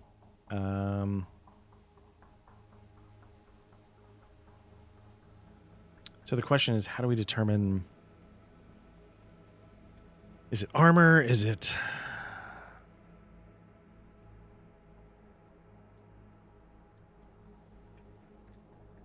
which one was... That was precious. Let's do the valuable while we're here. Attunement crystal, just to get that out of the way. Means I got 5 attunement crystals. So let's bring the rules in real quick.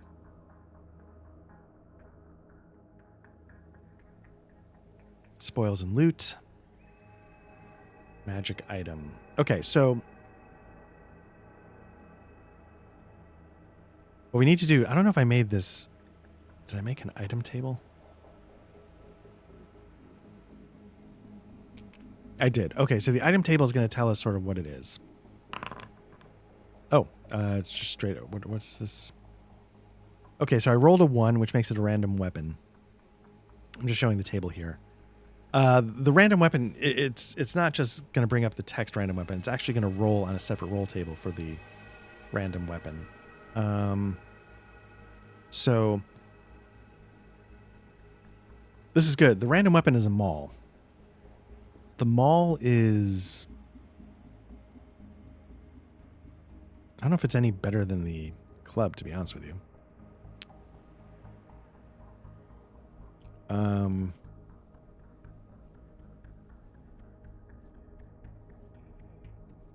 does this work? What I'm curious about is, can I just drag this onto my backpack?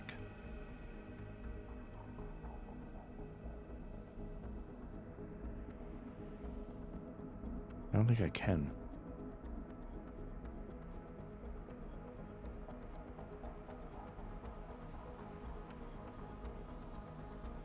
What I can do is drag it here.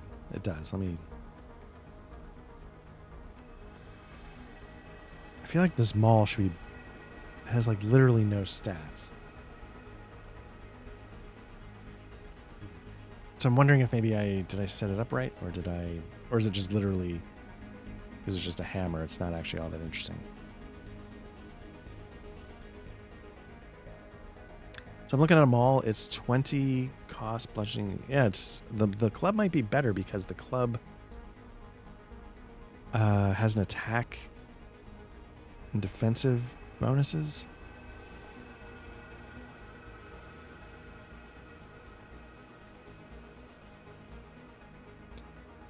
This is messed up. Is it actually taking that into account?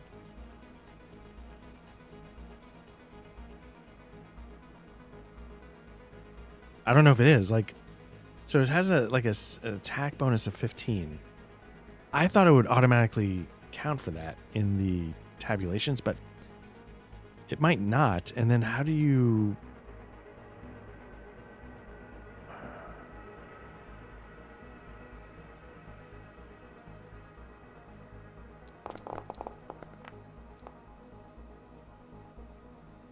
I don't know what these check marks mean. So what I could do is I could make the attack bonus a 15, but then the defensive bonus is a 5. Oh,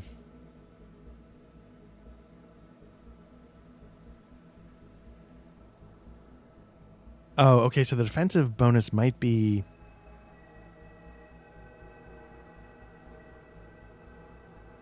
when in use in combination with a shield. Okay. Oh, wait. No, that's a weapon trait.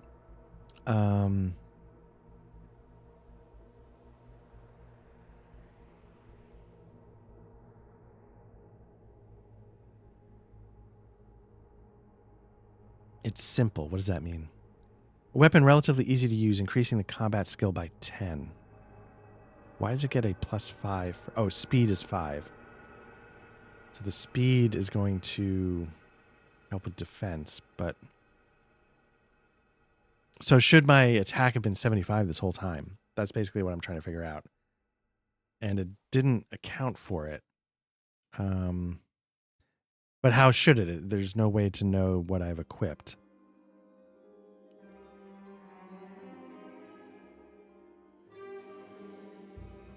Huh.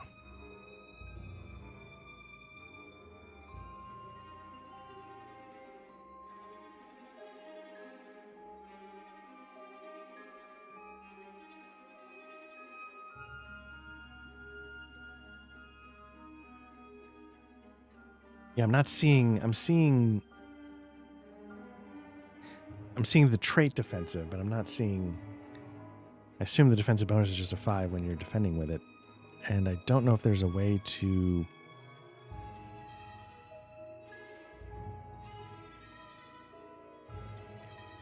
can only put one number in there at a time, so...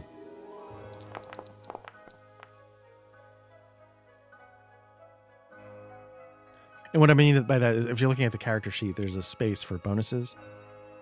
But I don't know why, if you have to go back and forth between them, I don't know why you would choose to use that. And then I really need to figure out what this checkbox is for. What I need to do is I need to watch Western Man forelius, who created this, run through it. He did a couple of sessions. I need to watch him and see what he does. And I just didn't do it. Anyway, magic items. That's neither here nor there. So it's a mall.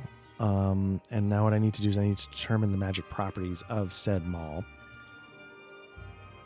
Let's see.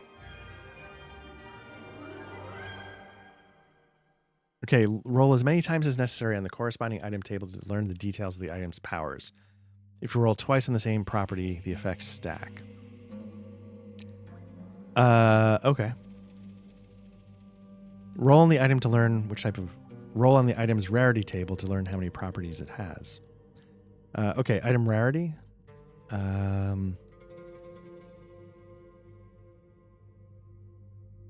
Whoops, let me get my character sheet out of the way. Item rarity. 3 magic properties. That's pretty good. Okay. That means it's epic. It's an epic magic property, which means... I think I set this up wrong. So let me take a look at this item rarity because it's not correct. It's not a 1d3. It's a 1d10. 1 through 5 is uncommon. 6 through 8 is... So what I ended up doing is just like a straight roll, and it shouldn't be. It should be harder to get a 9 or 10. It should be harder to get epic. So let's try that again. Uncommon, 1 magic property. That's better. Okay. Okay, so now that we know that it's 1...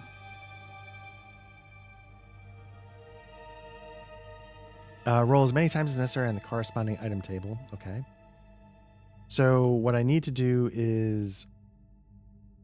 I think there's a table for magic properties for weapons. So let's roll that. Once per room, you can make a special attack that deals extra damage, depending on the weapon's rarity. So it'd be plus 2d6 because it's uncommon.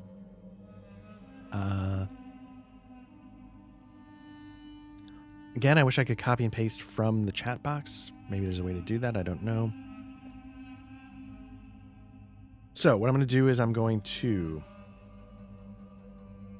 copy and paste this. So this is why I would use them all. Okay. Add this to... I'm just going to say an extra 2d6 damage. So that's not bad. Once per room, you really take your shot. And this is a standard action, so it's just a normal attack.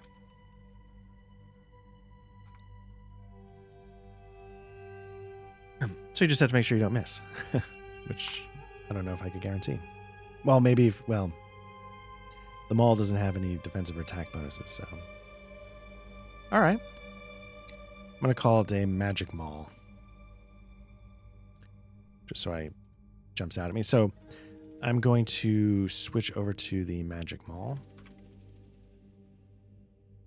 My equipped gear.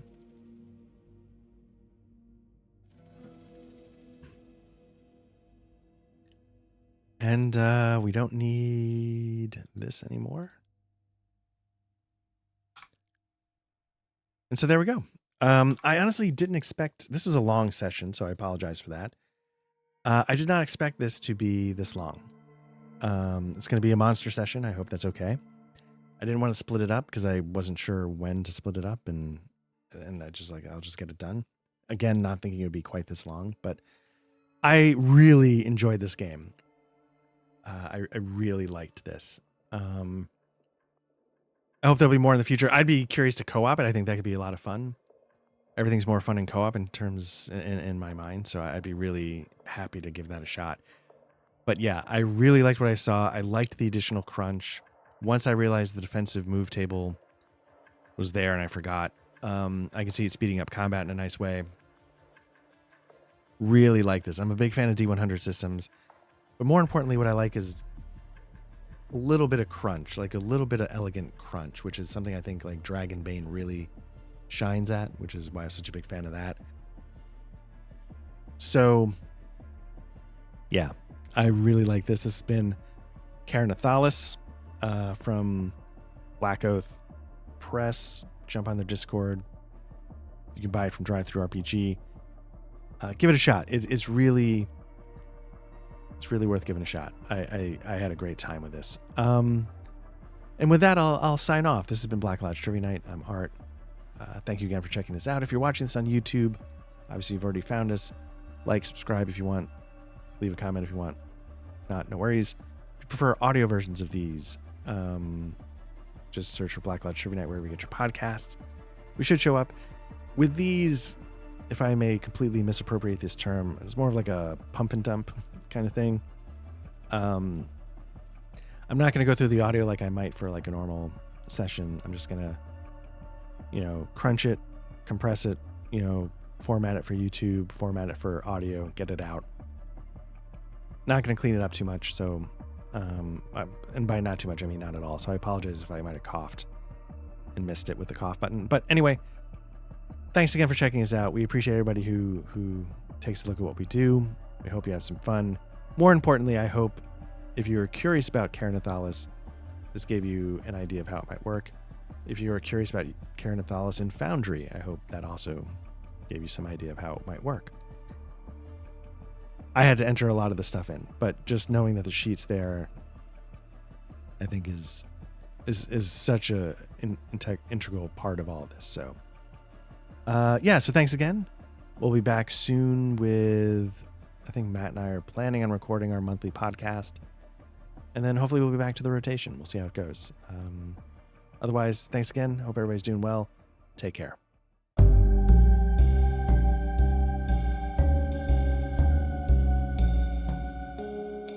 The music during the RPG session in Foundry was provided by the Foundry module Tabletop RPG Music and composed by Ian Fisher. You can find his Patreon at www.patreon.com/tabletop RPG music, all one word.